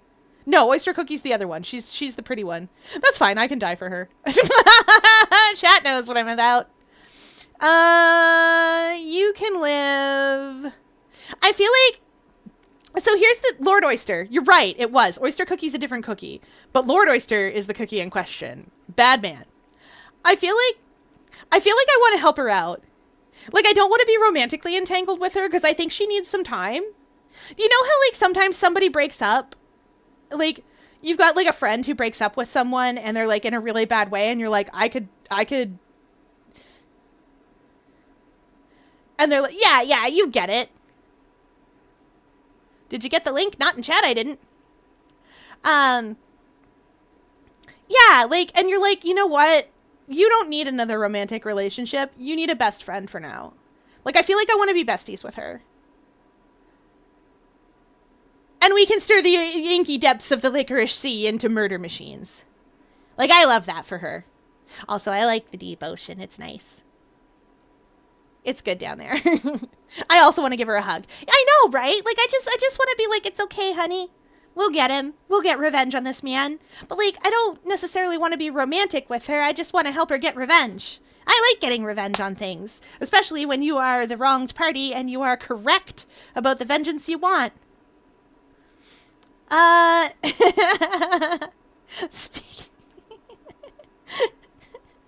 Okay. Moving on. This. Oh, why are we? I don't want to rate that one. Lusamine possessed by Nihilego. If Bloodborne could do that over here. Okay, so chat, I know what you're thinking. You're thinking, man, that seems right up your alley, Fier. I bet you love that thing there. So here's the thing about that thing there. So I wanted to love that thing there. I really did. I really wanted to. But I just don't love the Winter Lantern. I don't know how to explain why I don't love Winter Lantern. Like... Oh, my ping is covering it. Hang on. I'll show you Winter Lantern. Let's put you over here. Winter Lantern is... You know what? I'll show you a bigger picture so you can understand my feelings.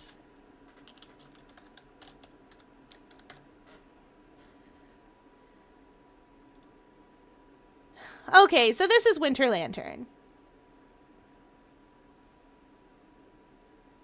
And, like, I get it. Eyes, tentacles, vague octopus shape. But, like, I don't know how to explain why this isn't for me. Like, I'm willing to allow a certain amount of... I think this one just slots into that uncanny valley a little bit for me. Like, you know how if you see...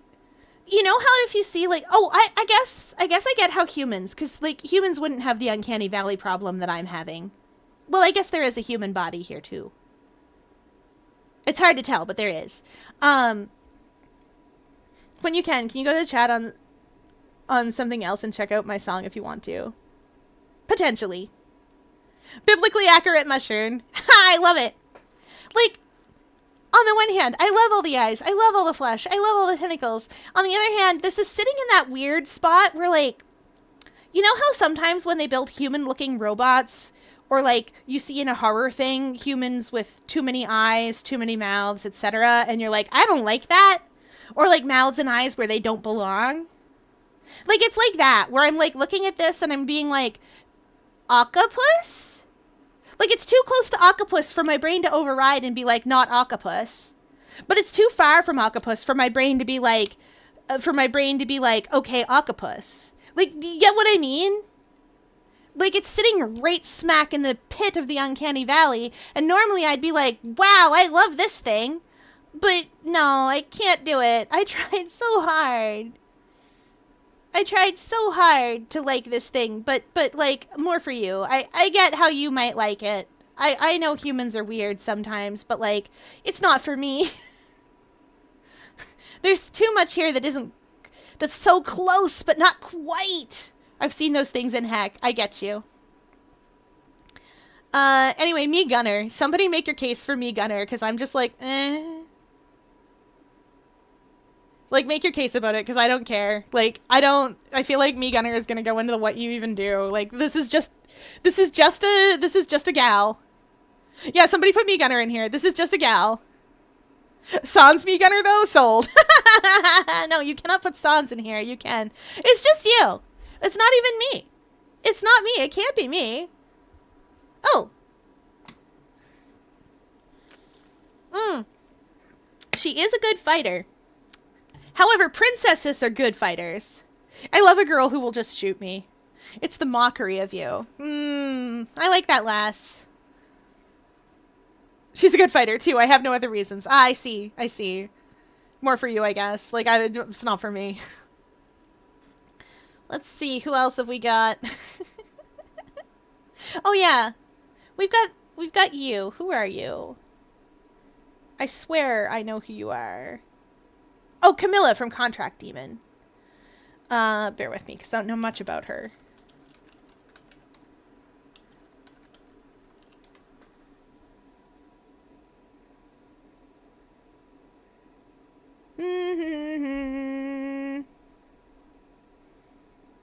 Yeah, I know, like, nothing about her. Chat, you are going to have to explain. You are going to have to explain this one to me. She's cute. Like, don't get me wrong. I like that. I mean, self-love is important, but Me Gunner. Me sword fighter. No.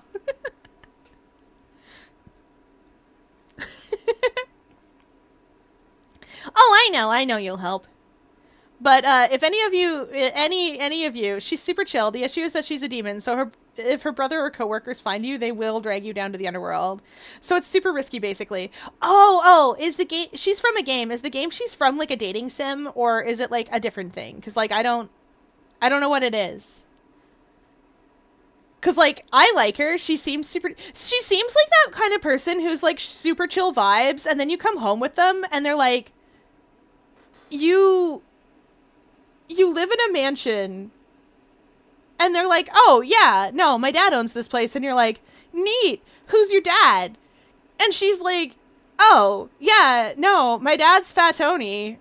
He's like the mafioso king for, you know, the entire Eastern Seaboard. Why? And you're like, fair on? Because you did not know. Oh, visual novel dating sim. Yeah, all right. I'm hearing you out. I will hear you out, chat. Also, I tried out Carrion, and I love bonking everything with a drone. I love Carrion. It was so good. I'm informed that's how you correctly pronounce that word, as opposed to the way I like to pronounce that word, which is like luggage that you take on the plane with you. The chillest people have the wildest stats. I know, right? Like, no, she can stay. She can stay. She's allowed.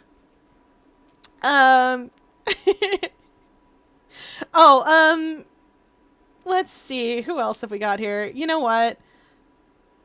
This is, what's your name? You're the apple one. You're from Pomfjord. You're the overblock form of the evil queen, but as a hot boy. What is your name?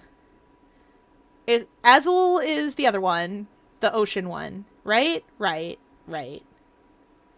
The one from the octopus house. 10 out of 10 house. Vil! You're right! Overblot Vil. I know 0 things. I know a lot about Twisted Wonderland that I didn't expect to know.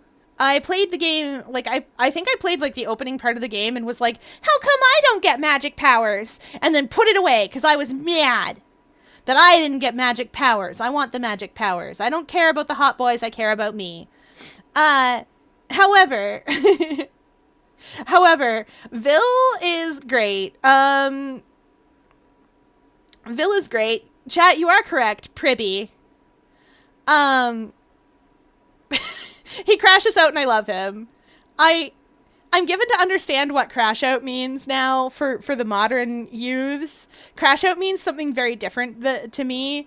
Crash out means like you failed to do something. If you crash out of university, it means that like, it means effectively that you got burnt out and like didn't bother to do a good job. Crash out for y'all seems to mean losing your mind.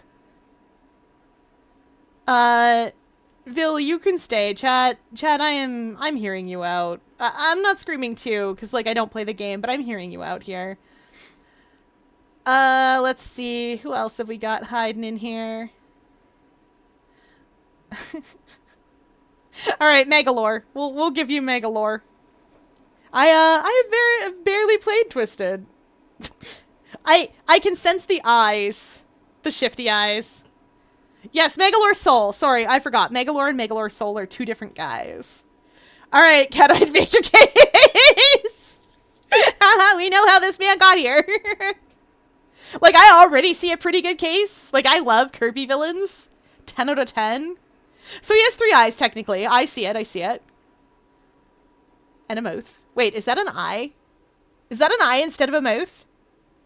Oh, we're going places. Is Megalore Soul not a vile, disgusting traitor? I don't know. It was me submitting him for Catoid. Amazing. Eldritch. Yes, you're right. I thought crash out meant like when you pass out really hard on the couch from overexhaustion. That is also a meaning for crash out, and it's much closer to the meaning that I'm thinking of. But yes, you can crash. Normally, I would just say crash. Ugh, I crashed so hard last night. I went to bed because I was exhausted. That's...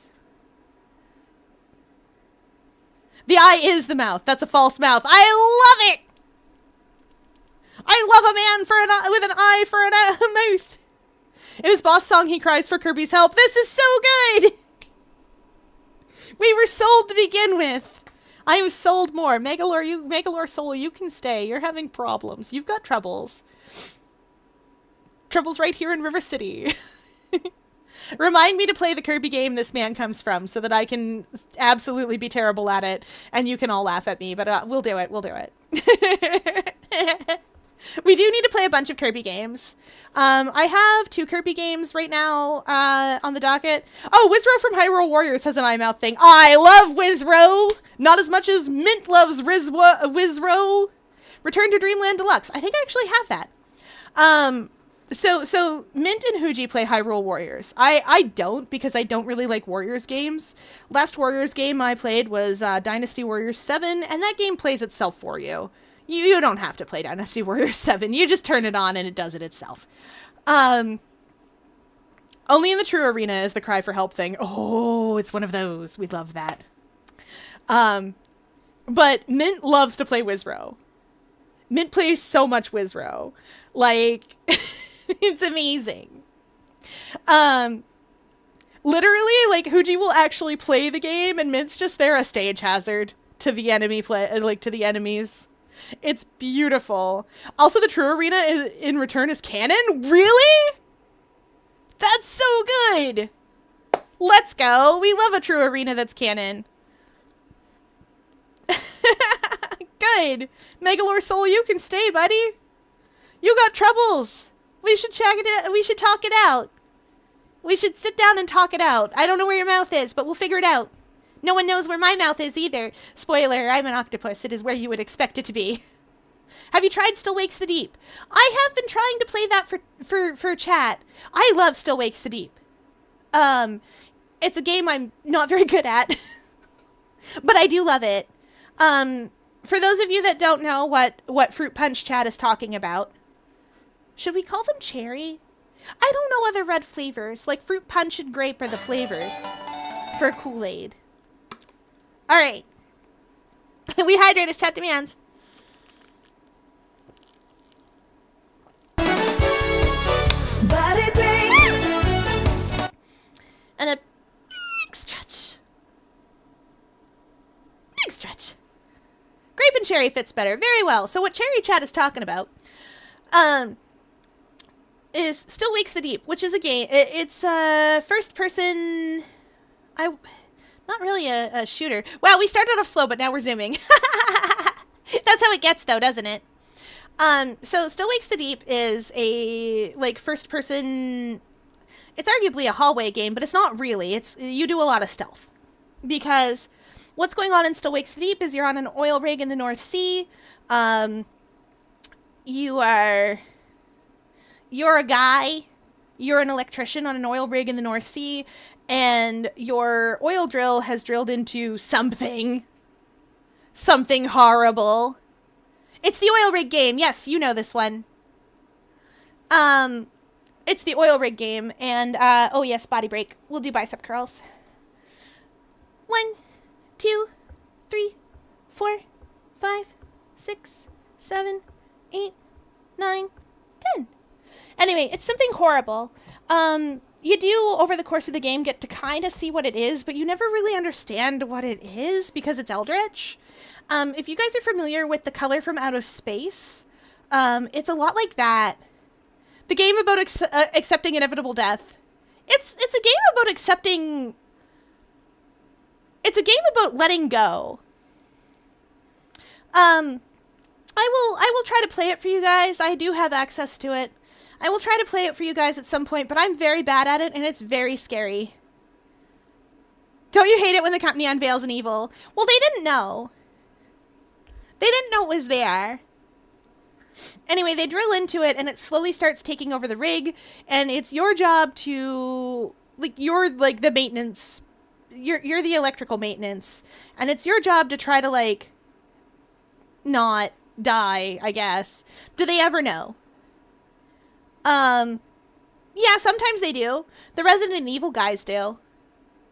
Umbrella Corporation, they know exactly what they're doing.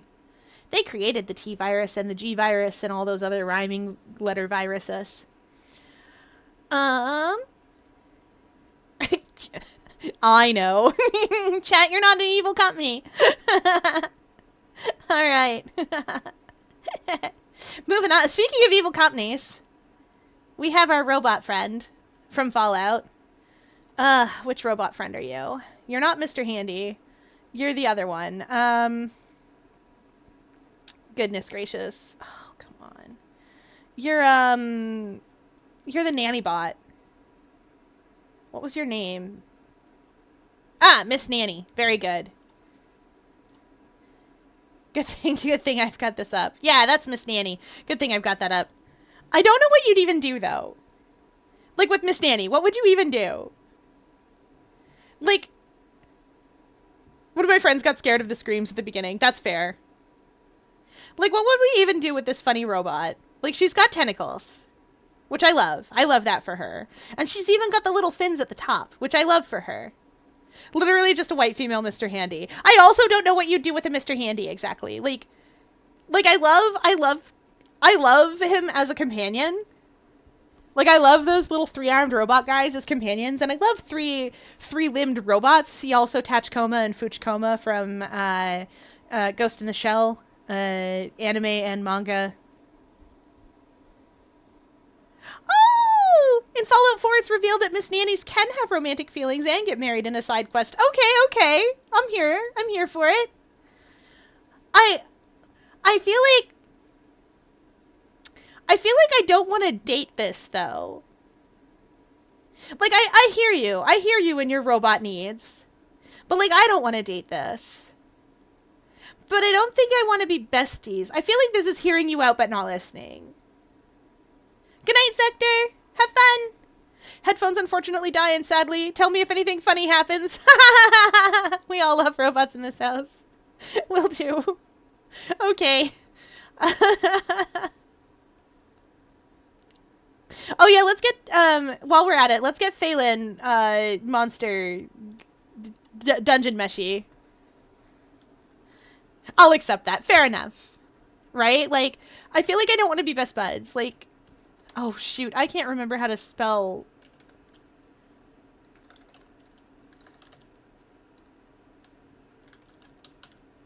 This isn't right. Phelan! Dungeon Meshy! Yeah! The Dragon Lady. She isn't a Dragon Lady when she starts, but she becomes a Dragon Lady. Because of reasons. Weren't you raised by gnomes? I feel like you were one of the two that was raised by gnomes. Anyway, this is Phelan from Dungeon Meshy. One half of the gay couple. And if any of you are like, they're not a gay couple, lies. Slander. Now, I don't read Dungeon Meshy. I don't know why. I feel like what happened was like, everybody was into it, and then I just was like, it's not for me, I don't care. But it is exceptionally well done. I will say that. And one half of the lesbian ship can stay. Also, she does get monster ladied. That's pretty cool. When you resurrect somebody from the dead, and you can do this. That's like saying Pearl and Marina aren't a gay couple. They totes are. I know! Listen, you can't... Pearl and Marina are a couple no matter how you look at it. It's just how it is. They're wives. Also, I will acquiesce to the 8-4 shippers. I was shipping 8-3, but I will acquiesce to the 8-4 shippers because suddenly Splatoon 3 gave me 3 Marie. And I love that. Or at least they're mutually crushing. I know, right? Yeah, they're a couple of good friends. Yes, of course, just like Sappho and her pals. Sappho and pals are great.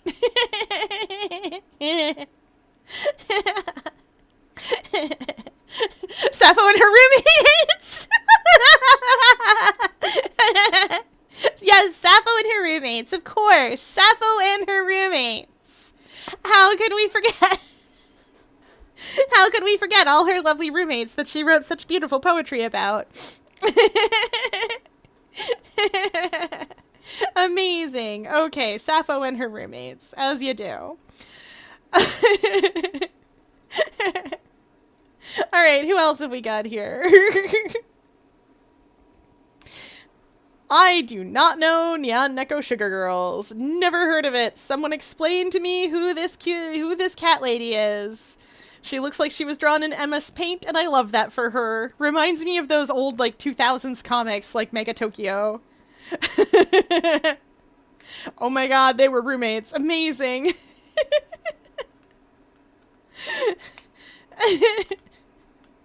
Okay, so, alright, chat, tell me, give me the exciting explanation. Yes, tell me about it. Tell me about this. Tell me about her. I feel like she belongs in a Newgrounds animation where she explodes. I cannot explain this. I cannot explain why I feel this way. But like something about this unlocks a core memory in me. And I don't think that's what's going.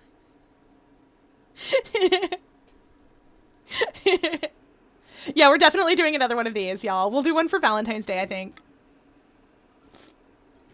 I'll put another call out to y'all. Although, truth be told, I may not necessarily be here on Valentine's Day itself. Because you see, there is an exhibit at the Museum of Natural History near here. They're talking about predators of the deep, and I like the deep. I'm from the deep, so I'm gonna go see it. And it starts basically on Valentine's Day. So I'm gonna go see it and go on a little adventure, and I'm gonna see everybody. And I hope that the staff of that museum likes me as much as aquarium staff likes me, because then it would be very nice. I would like pictures with their staff if they are willing to allow that thing that I said, because it would be cool, and I would like that. Anyway, this is Konako-chan and Nyan Neko Sugar Girls. Everyone is one of those cringy people who is constantly incorrectly mixing random Japanese words into their speech. And Konako-chan is the least awful. And as such, she is the best. But also, she's just a genuinely good person. She encourages her friends and sticks with them to the very end, even on their deathbeds. Oh! You can go in besties. You can go here. I like that for her. She can be best friends. Yeah. Also, I love that. I don't know what Nyan Neko Sugar Girls is, but I would like to say that I was once a weeb. Because I'm an octopus. What do you want here? I don't understand human culture. It is a fine thing that Naruto headbands will not fit me. Because I'm too small.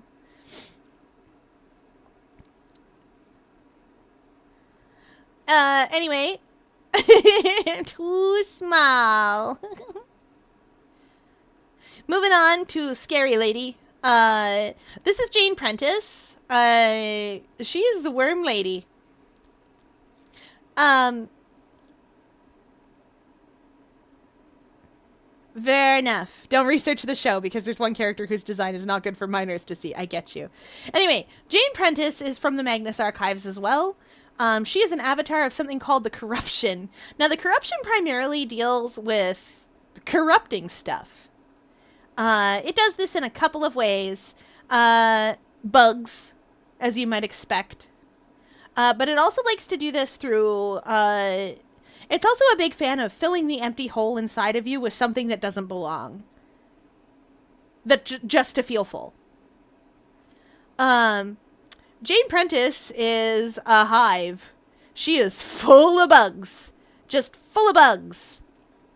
The Corruption Terraria? No, well, kind of. Yes, she is full of bugs, full of worms. Full of little silver worms. If they get into you, you die. Oh, like Bad Alchemy in FMA. Yes. Yes, bad alchemy. Oh no, an ad break. Well, anyway, we yap about something else for a minute here. Or 3 of them. Let's see, bugs. I'm sorry, I'm very distracted by bugs. Bugs. So she's like the Oogie Boogie Man. Yeah! Except you can't unravel her. She's just full of bugs. She lures people in to fill them full of bugs, too. Because the Magnus Archives, is wild. The Corruption usually doesn't have spiders. But we do like bugs. They scare me a little bit. They're smaller than me, which is fine. But there's a lot of them, and they scare me. Bugs are scary. Butterflies scare me, and moths are super cute. Cool, I love moths. Moths are so fluffy. Did you know we have the little pink moth? We have the rosy wing, the rosy maple moth here. We love those guys.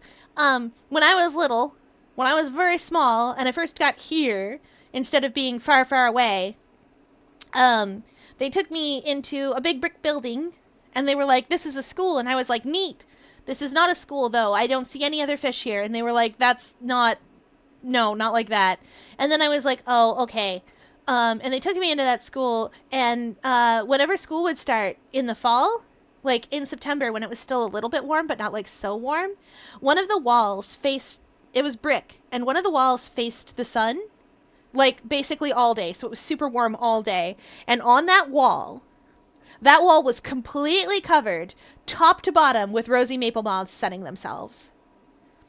And, like, it was the weirdest thing, because none of the human children would bother them. at all. None of the human children would bother them at all. They didn't even want to use that door because they didn't want to disturb all the moths.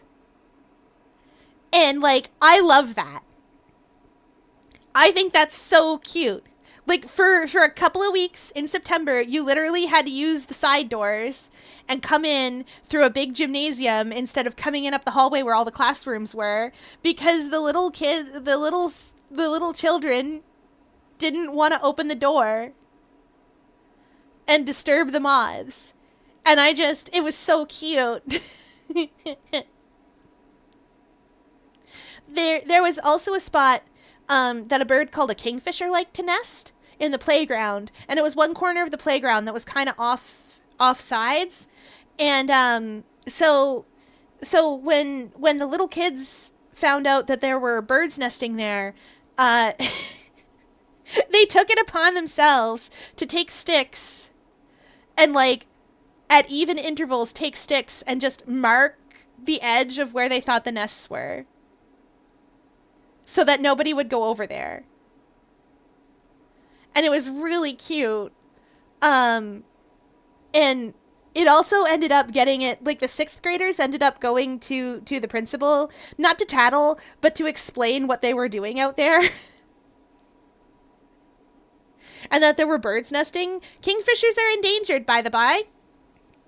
So when they explained that there were birds nesting, and somebody went to discover what the birds were, and they found out it was a kingfisher nesting site, they actually called, like, the people who care about that, the government people who care about that, who came out and were like, oh, what? These guys are endangered birds, and you guys were trying to keep them safe, and we were all like, yeah. And they were all like, neat. Good that you did. And then no one commented that I was an octopus, and it was really nice of them. Little kids will do lots of weird things, like try to save the animals and not bother the animals. Anyway, what was I talking about? Oh, Jane Prentice. That's why we were talking about aminals. No. Listen, the corruption scares me so much.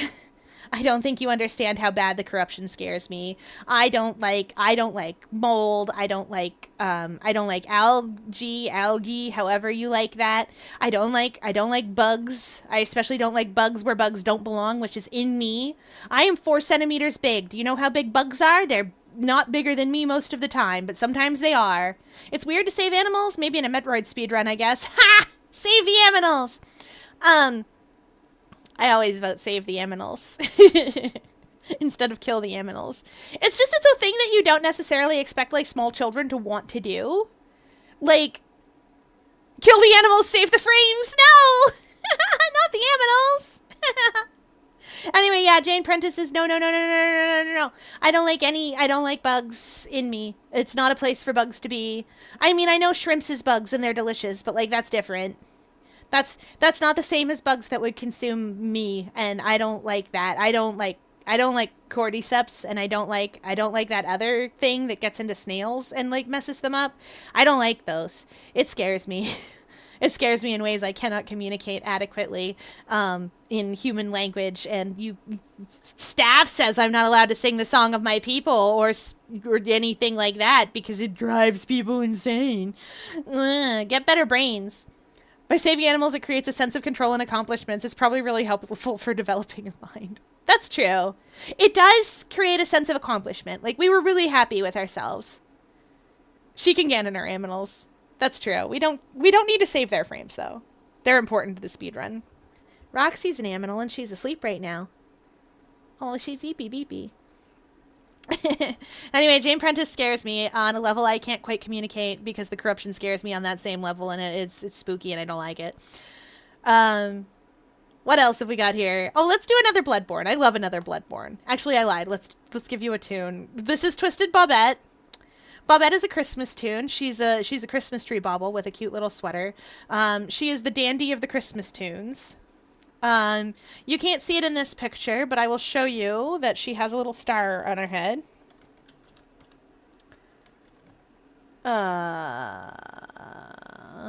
Dandy's World. Sure.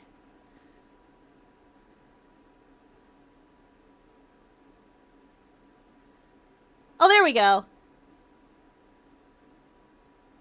This is Twisted Bobette. I like that the Ichor has formed a star up here, because she is a Christmas tree ornament. Now, the thing about Bobette here... Oh, that's Cole and Pebble. Pebble. Now, the thing about Bobette is that she does not behave like a normal Twisted. She doesn't behave like a normal Twisted. She does just sort of wander around aimlessly like they usually do. But she has a secret mechanic. Her secret mechanic is that she punishes the greedy. If you pick an item up off the floor, she knows. She comes running at ya. And she'll get ya. She got a big hand. And it's for hitting. Twisted Bobette is really upset that you're only thinking of yourself and taking things. She's mad about it. And you know what? Fair. She mad. Big hand for crushing people with. Fair. She can live here. She big, also. Also, I feel like I could swim in the Ichor on her head. Like, I feel like there's enough there that I could just go swimming and vibe up there. So I don't have to worry about her. Low-key, she looks like she has a me-face. I mean, all the tunes kind of look like me-face constructions. See also Roger, Ginger. Like, they look like me-face constructions. Alright. Speaking of constructions. So this is Madame Butterfly. Hi, roast beef. Welcome in. We are doing some hear me outs until the next hour strikes. And then I turn into a pumpkin. I don't turn into a pumpkin. I just stop streaming and take you all on adventures. So this is Madame Butterfly. She's from Bayonetta. I cannot search Madame Butterfly for you to show you a bigger picture. Just trust. Very pretty, very fancy. Will kill you. Will just kill you. I am gonna just casually... Can't remember how she worked. Where are you? I'm telling you right now, I cannot show you pictures of her. Better pictures of her.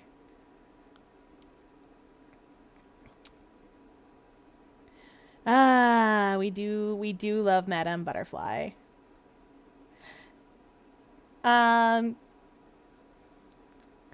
Anyway, so the deal with Madame Butterfly is, you guys know what Bayonetta is about, right? Like, you know who she is, what she's about.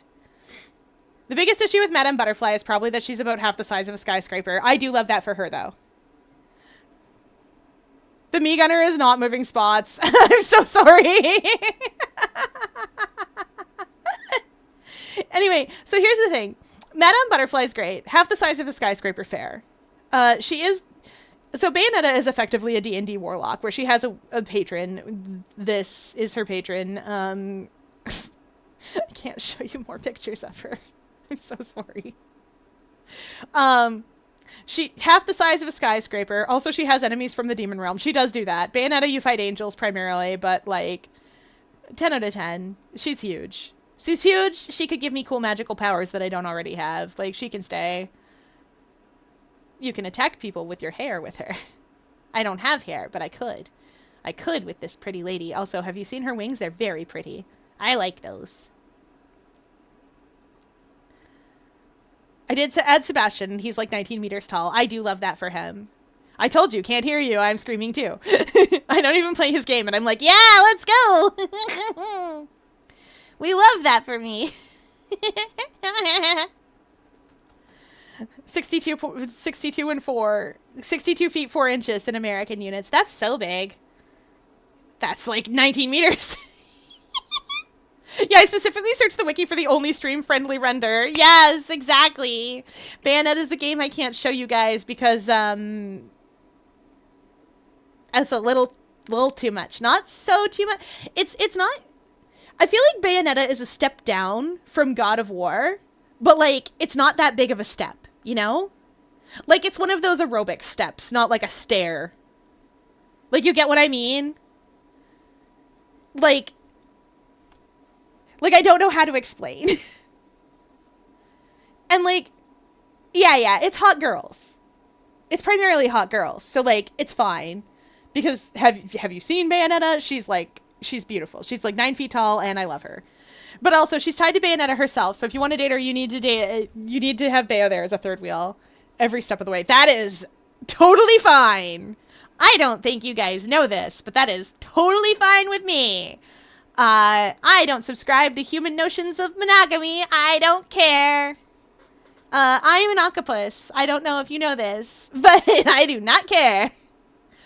I think the best solution to a love chevron or love triangle is polyamory. We can solve so many problems with that. So many romantic problems solved this way. So I'm good for it.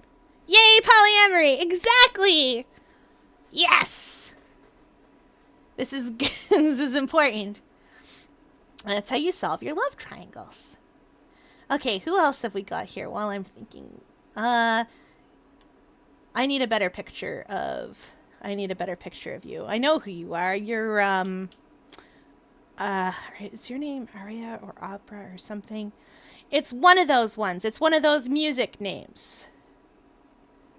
She's from the Demon School one.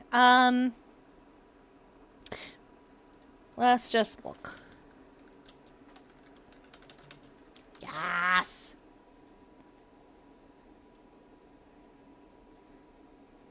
Okay, here you go. I had to make sure.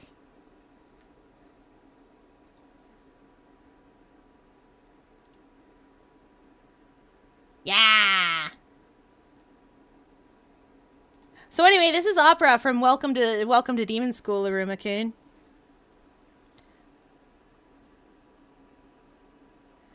Don't know how to explain Opera because I don't watch the series. So all I have is the design to go off of.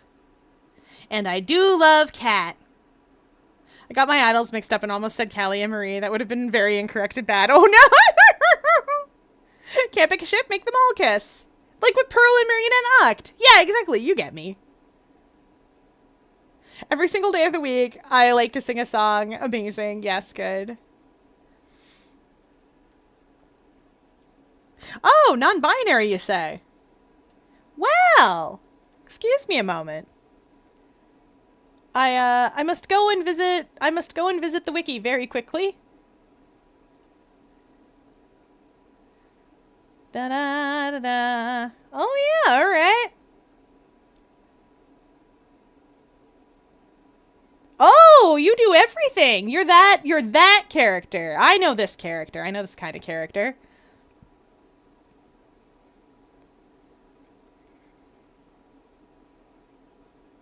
Okay, I know this character I am familiar with. Or this kind of character. Yes, this is the Black Butler kind of. Non-binary automatically brings them up a tier. I know, right? The art style's so cool. I know, it's such a good design. So their deal is that they do everything. Basically, they do. Do you know the relationship that Ciel and Sebastian have? They don't have like the overt like. They don't have like those overt tones. But Opera does do all of the everything, and is secretly like ridiculously strong, but is like the butler serving staff. You can live up here. I'm hearing you out, chat. I need more information, but I'm hearing you out, chat. There's a lot.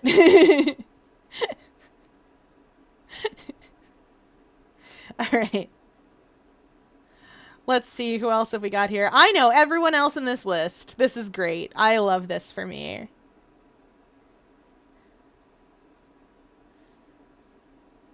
That's true. You are not exactly settled about it. I'm a demigirl, so like under the non-binary umbrella, but also like under the trans girl umbrella. Yeah, like that fits. You're allowed to live under that umbrella. You can have gender expression however you want. I'm an octopus. Gender's whatever I decide. I decided girl octopus, despite being blue. I am given to understand that humans look at blue thing and go, ah, yes, boy. Weird, but okay. I don't care about that. There were a lot.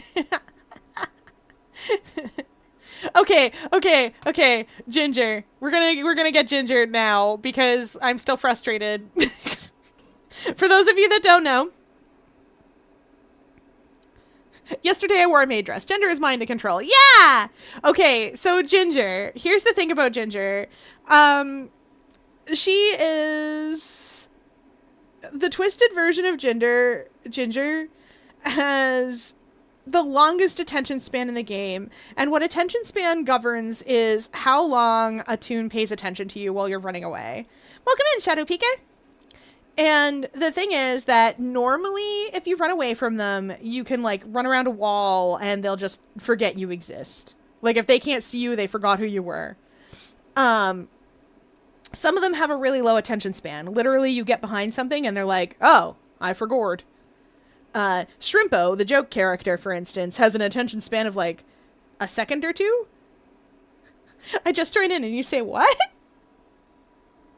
Well, we're doing a hear me out. Because of course we are. Maid dress, yeah. I'm talking to grape flavored chat. Grape flavored chat does whatever. I wish I'd worn a maid dress, but I don't fit in them. They're too big for me. I can't. I would have to get someone to make them special. And then I would go around in a maid dress. I would also need a step stool so that the skirt could floof out. I really like those long maid dresses. Aw, I'm glad you like them. Okay, but if she has a long attention span, that means she'd be great at listening to stories on a date. I know, right? And she likes to decorate cookies. She's not very good. Like, they don't always come out tasting as well as they could, but she likes to decorate them. And you know what? I get that. I like to bake. I like to bake a lot. Whenever I'm stressed out or upset or whatever, I like to bake. So, like, she can stay. I don't want a romantic relationship necessarily, but, like, she can stay here. We'll bake some cookies and we'll carry on with our lives. Cosmo actually bakes, and then she decorates them. Exactly, right? Wait, is like when somebody looks at a fiction character and says, hear me out? Yeah. That's what we're doing tonight. Once again, for scientists in the far-flung future, in case any of this data is corrupted.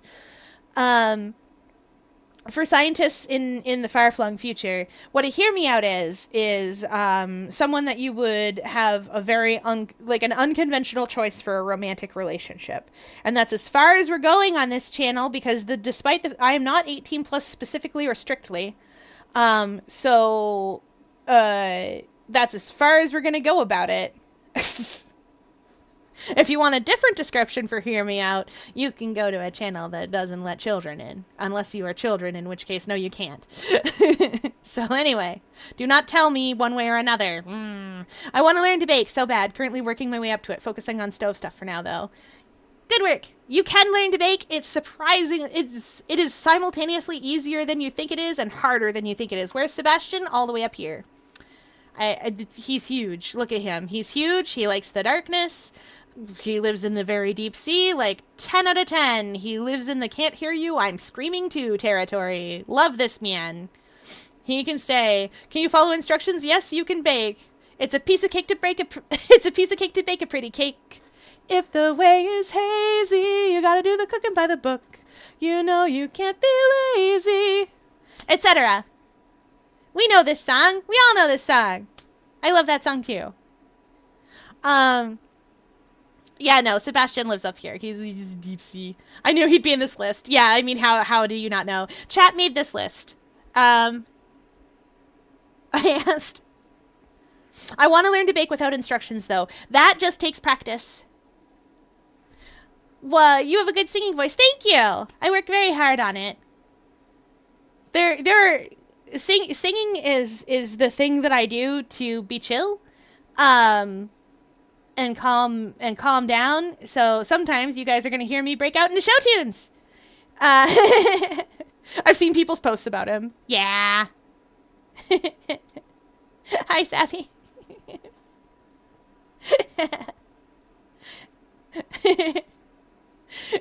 Welcome back. Or welcome back from lurking, I guess? I do have an unlurk command, finally. I mean, yeah, that's fair. But, like, he's beautiful. He can stay. Let's see. Who else have we got here? The princess from Slay the Princess. This is specifically the Thorn. I cannot search you pictures of the princess from Slay the Princess right now. But this is specifically the Thorn. So what you do in Slay the Princess is you do a bunch of stuff and then you get different versions of the princess. The Thorn is what happens when you stab her, she stabs you, and then both of you are like, we've hurt each other a lot, maybe we shouldn't. And she's like, yeah, maybe we shouldn't. And then, like, how can we trust each other when we've hurt each other so terribly? And, like, that's a really weirdly, like, for a game that's about slaying a princess, that's a really weird, like, it's a really good take. Like, I don't know how to explain, but it's such a, like, shockingly realistic take. Oh, I do request not to spoil too much of this game. You got it.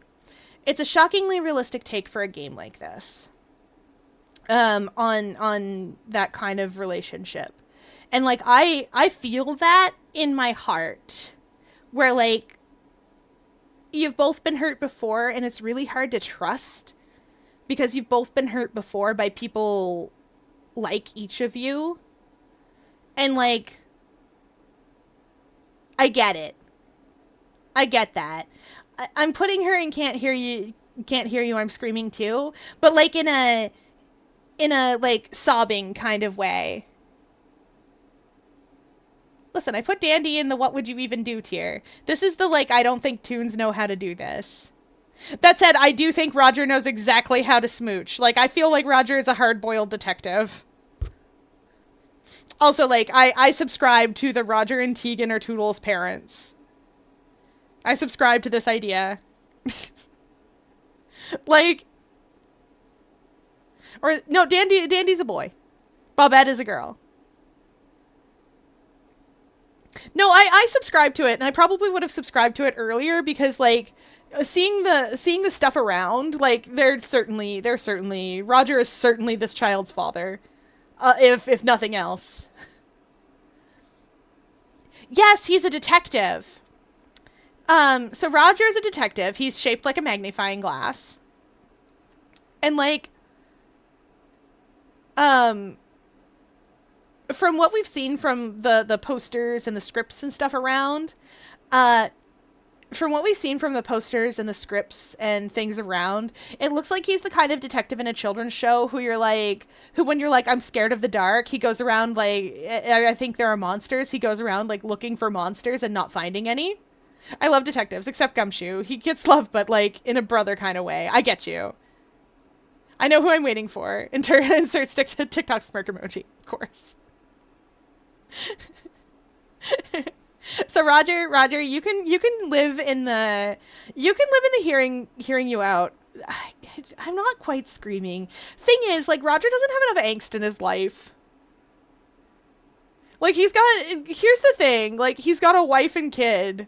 Like, I almost want to move him into besties, but, like, I'm still hearing you out. Because it's not canon that he has a wife and kid. Why does the last one in the Hear Me Out look like a kawaii Spider-Man? I don't know which one we're talking about, but...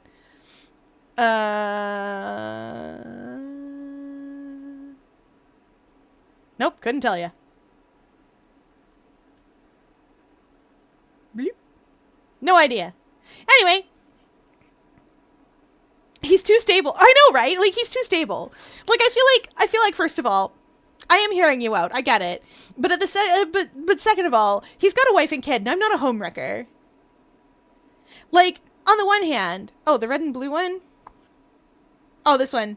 That is a cat non-binary cat person from a demon thing. From a demon anime. A cat butler. So yeah, fair enough. I did not get a good shot. He is a little too stable. Like, Roger's just a little too stable. Like, he's got a wife and kid. Like, I'm hearing you out, but, like, I'm not a homewrecker. I am for polyamory solving problems. I am not for cheating. Cheating is one of the worst breaches of trust you can do. I don't care for it. If you're in a monogamous relationship with someone, then, yeah, there you go. Done. You did it. You're in a monogamous relationship with someone. You talk it out. If you don't want that, and you accept whatever your partner decides, and that's how that works. Like, there has to be some give and take. I am not here to wreck homes. On the other hand, I am still hearing you out. Like, like, I get it. I don't have strong feelings on that for reasons. I know, right? Good night, Shadow Pika. I know that. Like, I feel it. Okay.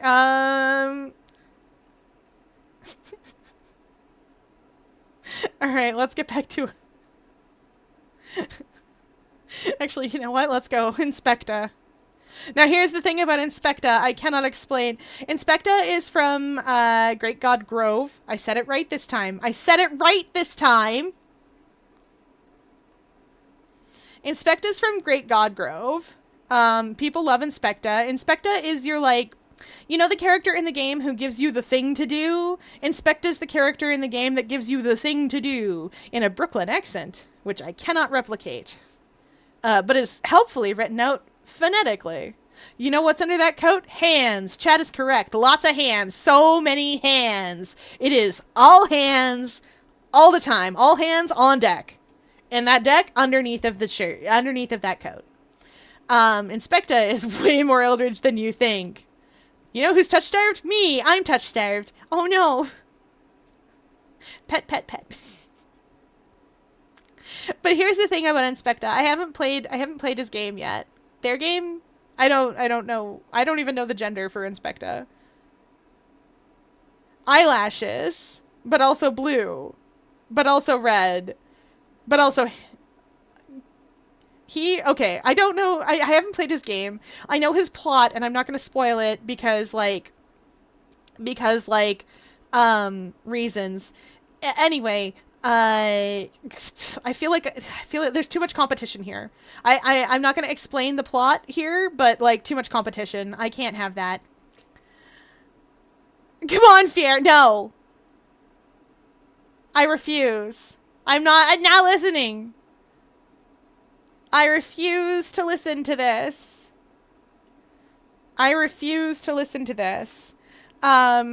So anyway, moving on. Oh no, I can't show you a big version of this one, I think. Maybe I can get away with it. No, I can't show you a big version of this one. So anyway, this is, I say this wrong every time. This is Daughter of the Cosmos. Imagine if Magolor's soul was, like, drawn by the Bloodborne people. I'm sorry. I know there's so many hands. There's so many hands in there. I get it. But my brain, like, shut down completely and I didn't absorb, like, any of the past 5 minutes. That's okay. We know. We've been there. Anyway, this is Arab... Hang on. I can do this. I can say it right. Ebrietas, Daughter of the Cosmos. She's very pretty, very big, chunky even. There is a human body under there sometimes. She's great. I love her a lot. She got wings. She got a lot of orb. We love orb. She will kill you, because she's a Bloodborne. Daughter of the Cosmos is a cool thing to be. So, can't hear you. I'm screaming too. I'm screaming so much. I love her. Not as much as I love Moon Presence. Moon Presence gets her own special tier in Bloodborne categories that's over here somewhere that's way too good. Funny blue god with lots of hands. And Fiera isn't hearing me out like a coward. I'm no coward, but I'm not hearing you out about this one. I mean, I hear you, but I'm not gonna listen. I'm not gonna listen about that. There's a lot of hands in there, and I do love that. Her corally tubes freak me out. Sorry, I understand. She kind of freaks me out because she's slimy a little bit. But then I had to think about it, and I was like, you know, maybe. I feel like I could. I feel like I could go for it. Like you know how sometimes people have like maybe a trait that you're like, I'm not sure how I feel about that, and then you're like, you know what? Daughter of the Cosmos. It's fine. I'll wear gloves. I don't even need to wear gloves. I'm soft. I'm very small. I worry I would get stuck in the slime, but like also she's got wings and she's very fancy, and I feel like the corally tubes are small enough for me to fit inside of without hurting myself, which would be nice. Like little hamster tubes. She can stay. Anyway, Twisted Sprout. So, for those of you that don't know, Sprout is one half of a very popular ship in Dandy's world. The other half is Cosmo. Sprout is normally a healer. Twisted Sprout is... Will she make a Katamari? I bet she will. She seems like a Katamari. Let me explain. Tentacles. I rest my case. Sold! I will hear you out with Twisted Sprout. Twisted Sprout does have tentacles that can go anywhere. We do love that. Also, him's big. Also angsty. Yes, you're right. It's true. Like, him's big. I feel like you could roll the Daughter of the Cosmos around and just, like, get a Katamari out of it. I feel like the Prince could roll the Daughter of the Cosmos around. We could play Katamari with Bloodborns. You would have to get big enough to roll up moon presents to save the universe. Like, to make the moon. Yeah, that's what you'd do. You'd have to, like, roll a level and make the moon. I want to play Katamari again with you guys. I liked Katamari. Prowling around in my cage, Savvy. I'm so sorry, Savvy. I'm so sorry. Alright, moving on. Shadow Milk Cookie. So, I don't know if you guys know this, but for those of you that don't play Cookie Run Kingdom, Shadow... Oh boy, release! Let me out! Allow me! Okay, Savvy. Go for it. Explain. Let us... You have been waiting. Tell us about the Shadow Milk Cookie. Tell us about this blue jester boy. I already know a great deal about this blue jester boy. Blue, jester coded, clown coded, eye motif, master manipulator, silly guy supreme. Evil. Oh, good, Chad. I'm glad you're listening. Glad you're hearing.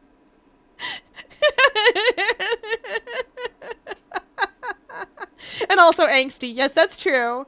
Explain to me a little bit more about okay, I know that Shadow Milk Cookie is like the opposite force to Pure Vanilla Cookie. Like you've got truth embodied in Pure Vanilla Cookie, and you've got Shadow Milk Cookie, who is all about lies. Explain to me what their connection is. Like, what's going on there? What is Shadow Milk Cookie? Is he the silly kind of evil or the Nina Trucker's dad kind of evil? Ooh, Nina Tucker, sorry. Bringer of the Horrors used to be one of the good guys, terrorizer of pretty boys despite being one himself. Amazing. Okay, so tell us the tale. Yes, Savvy's thrilled, I'm sure. Acts silly, but definitely evil. Yes, we get this. I know these people. I know these characters. Like, I understand that he used to have Pure Vanilla's power. Oh. Oh no. The original holder of the Soul Jam. Oh! Yes, I know what the Soul Jam is. This is a thing that... I'm noticing a lot of this list is baked goods that require therapy. Yes, that's true. Baked goods or bakers that require therapy. It's true. A surprising amount. So they have this thing. Yes. Okay. It's fine and normal, I promise.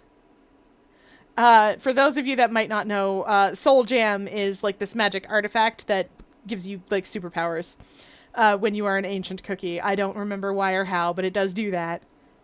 It's important to Cookie Run. Just trust me on this one. It's like the gems in Sailor Moon. Kind of like the gems in Sailor Moon.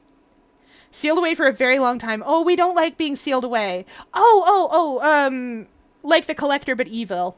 But like actually evil. Of the Owl House. Yeah, okay, I got you. I know what we have here. I get it. Yes. Okay, chat. I get it. But actually evil. For those of you that don't know about the Collector, he's not technically actually evil. He's just like 10. And has the power of super gods. Yes, it's the MacGuffin. Yes, that's true. Okay, I am hearing you out. Shadow Milk Cookie is not my style exactly. Like, I like this. There's a lot here. There's a lot going on here, but I feel like he's treading too far into Asterion territory for me. Like, Asterion also has that kind of backstory, and I can't. I really wanted to like him, but there's something about him that I'm just not quite there, you know? And Shadow Milk, I feel like, is just, like, vibing in between these two things. And, like, maybe if I played the game again and got to his story point, I'd be, like, into it. He's better than Asterion to me. Like, that's fair, yes. He's still better than Asterion. He's just, like, he's just vibing in here, like, somewhere in the middle of this. And I'm trying to decide.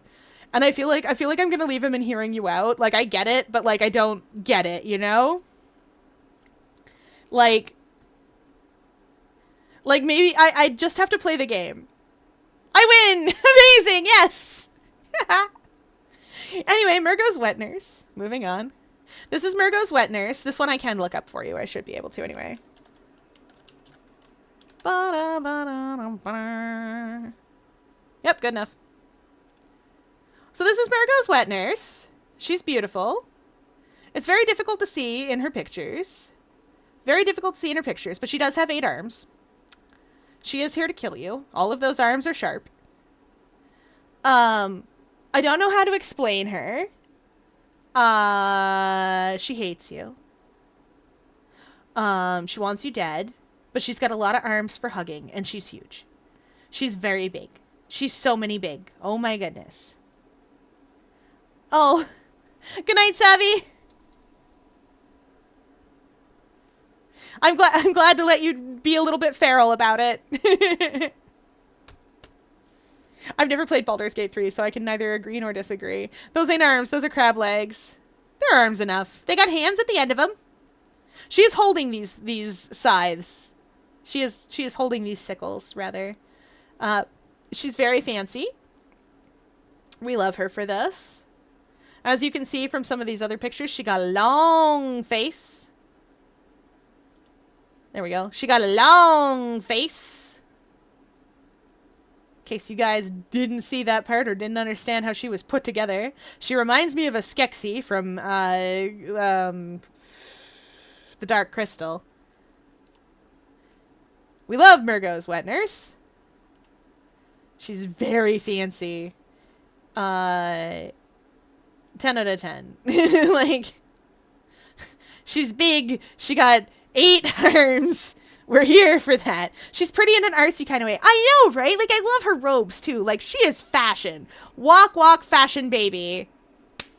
Let's go. I can't watch the Baldur's Gate 3 thing. I'm playing with friends and they don't want me spoiled. Ah, fair enough. Yeah, of course Fiera saved Poe for last. I did. I have a lot of feelings about Poe and I only have 10 minutes to get through them. Alright, so Poe is from Inscription. Poe is one of the scribes who inscribed the cards from Inscription. And so Poe is computer. So there are 4 scribes in Inscription. There's Leshy, who you deal with for the whole first part of the game, which is effectively a roguelite. A roguelite deck builder. And then in... you meet the other 3 scribes as cards in that deck builder. They're trapped as cards. Oh, side note, one of my friends pronounces Poe as P03. I get it. He is a robot. But, like, I feel like it should be pronounced Poe. It might be P03. We don't know. I don't know. I feel like if I asked the developer, they'd just say whatever. So Poe here is a computer. He's been trapped as the Stoat for a while and been really mad about it. Hates Leshy a lot. And Poe wants to I prefer PO3. I also get that too. Rolls off the tongue for me. I understand. I like saying Poe because of Edgar Allan. You know, the guy with the raven. Piece of 3. Yeah. Anyway, so Poe is out here trying to enact something called the Great Transcendence. And wants your help doing that. And by wants your help, I mean coerces your help in the third act to do that. And you're like, how about maybe we don't? I don't like that. Anyway, so the thing about Poe is that he is such a jerk to you at all times. And not like in a fun, nice way. In like a mean, like, ugh, why are you stupid way. Like he literally, like his quote as a card, one of his quotes is, ugh, total misplay. And I'm like, thanks, dude. I already know I'm not good at the first part of the game.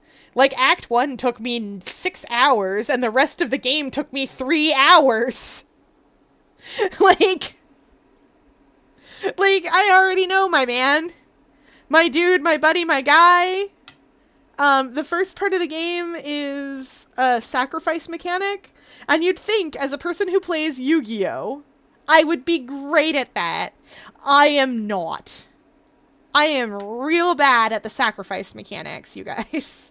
Real bad. So, instead, because like I can't keep that sort of, it's too many resources to manage, just slightly too many, because I really like my field to be full. So I'm not good at the game until I get to the deck that plays like Magic the Gathering, which is Magnificus's deck, which has a bunch of these like quote unquote monsters that add mana to your pool effectively. Now they do take up space on the board, but like I understand them. I get that. They let me summon multiple monsters in a turn for basically no cost. Yes, Mox cards. They let me summon multiple monsters in a turn for like the cost of having them in a slot on the field. That is a card game that I understand and can get behind. Like I get it. I understand. Like I can't even get my head around, like I can almost get my head around Grimora's deck. Grimora's deck is whenever something dies, you get bone tokens, and bone tokens are the currency that you pay to summon things. So if you have 8 bone tokens and you have 4 things in your hand that cost 2 bone tokens each, you can play all of them if you want to. And I get that. I understand that mechanic as well. I'm not great at managing it necessarily because it also does boil down to the sacrifice mechanic effectively. And fits really well with the sacrifice mechanic as well. But I also just don't manage those resources very well. And as for Poe's deck is about managing energy. And making conduits. So it's more like Link monsters in Yu-Gi-Oh! Where you have to be careful about your placement. And yeah, there are only 4 slots to place things in, but it's still too much for me. I want Magnificus's deck. Because it takes away the cost, like the secondary cost that I have to keep track of. Because the secondary cost is just me putting a card. And the primary cost is, the primary cost is space on the board. And I understand. I understand that. I don't need a sacrifice to put down a Mox. I just put a Mox. And once a Mox is on the field, anything that says you can summon this if you got orange, you can summon this if you got orange. And you can play any of the cards. Like, some of them don't require you to have orange or they die. Some of them don't require you to have blue or they die. Stuff like that. And, like, I love that. I love that for me. Also, there are multicolored Moxes that let you have multiple colors, but in one slot. Which is super helpful. I understand how to think about a game like that. I get that. I don't get Poe's deck mechanic at all. Though I am okay with it. Like, at least at least in Act 3 it builds up. Anyway, Poe, bad man. Very bad man. He is trying to enact the Great Transcendence. There's a magic code inside of the Inscryption video game that is real bad, and we don't like that. What it hypothetically is going to do is make the real world Inscryption, maybe. What it's probably going to do is destroy the real world. We don't know. I didn't play the ARG elements of the game. I didn't care about it.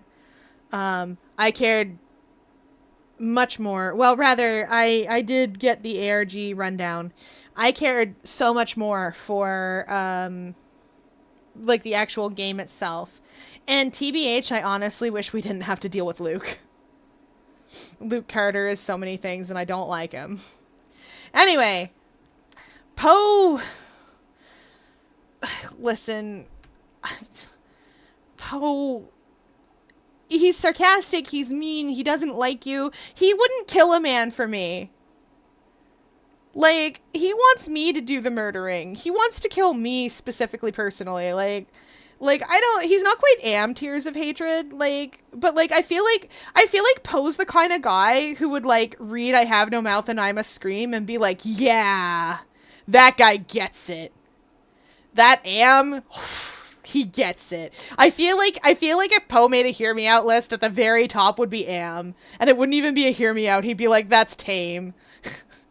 I know, right? Like, I feel like Poe would be the YouTuber being like, okay, so listen, I know you guys are going to be all upset because I'm an apologist, but, like, listen, he knows what he wants. He gets what he wants. He hates humans. I hate humans. We all hate humans, right? And, like, then there's definitely some other robots out there being like, actually, I think humans are all right. Like, they're different than we are, but they're cool. And, like, he's out there, like, he's out there, like, Joe Roganing for like, robot Joe Roganing for Like, that is what this machine does. And that's what this machine does. You did not just say that, I did. But, like, it is. Like, look at him. Look at that face. This is a man who would absolutely say things like that. Like, he even has the expression, the, like, the, like, like, that look. Like, doesn't he have that look? This is the look of a man who would defend You can't be an apologist. Would never apologize. Yeah, exactly. I feel like that would be a line from this fictional podcast, is just Poe being like, ugh, to all you...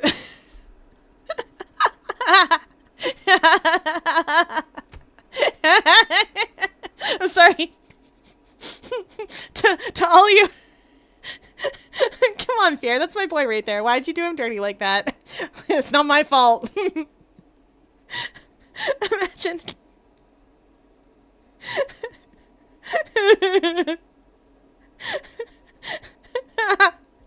To all you modded circuits out there. I was trying to think of a good replacement for special snowflake, and I think I got it. To all you modded circuits out there, saying that I'm some kind of apologist. Listen, you can't apologize for Am would never apologize, and to be fair, he's right. And like I feel like that's what you get from this hypothetical podcast that doesn't exist. Anyway, you can go in more for you, I guess. There you go, chat. You have your beautiful thing. More for you, I guess. I'm not sorry I got derailed. Alright. We finished just in time. I could fix Am. I mean, you'd have to get right in there. Bro says programs with the hard drive. Yes. By reprogramming him, exactly. Alright. It's... Okay, it's actually the end of the night this time. This is great. I'm doing another one of these. We'll do another one of these. Alright, we hydrate his chat demands.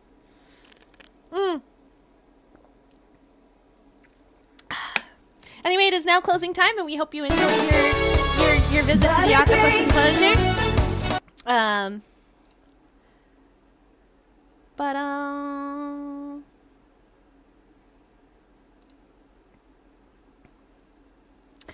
Okay.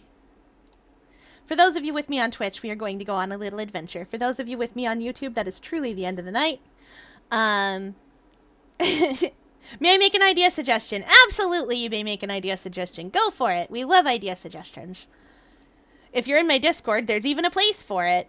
This was fun. I know, right? I'm glad y'all liked it. I did worry, but I'm glad y'all had a good time.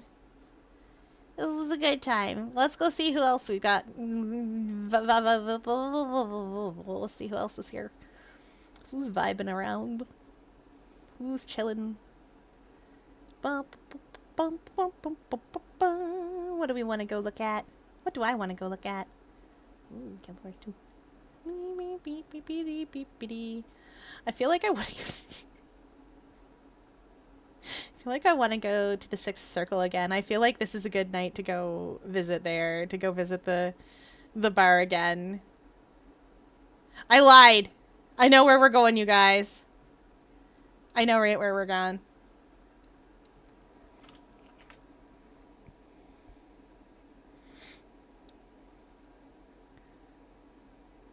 Ooh.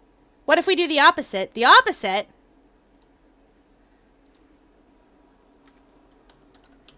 We're gonna go see some Mansby Megas. The opposite of a hear me out, like a don't listen to me. I don't know what you... Put it in the Discord. I don't know what you mean. I heard a noise. Send in characters everyone loves and then explain why they're bad, like Samus. She plays an alien goo all day, so she'd surely be smelly. Oh, I get what you mean now. I get it.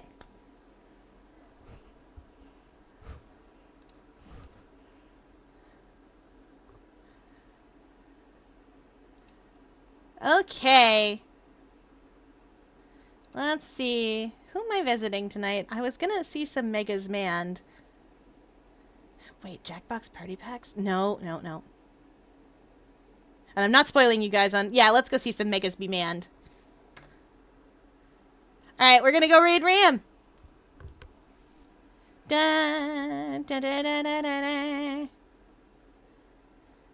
Alright, that is it for tonight, everybody. Thank you all for playing along with me. We're gonna go on adventures. We're gonna go see some mans get mega'd in the year 20XX.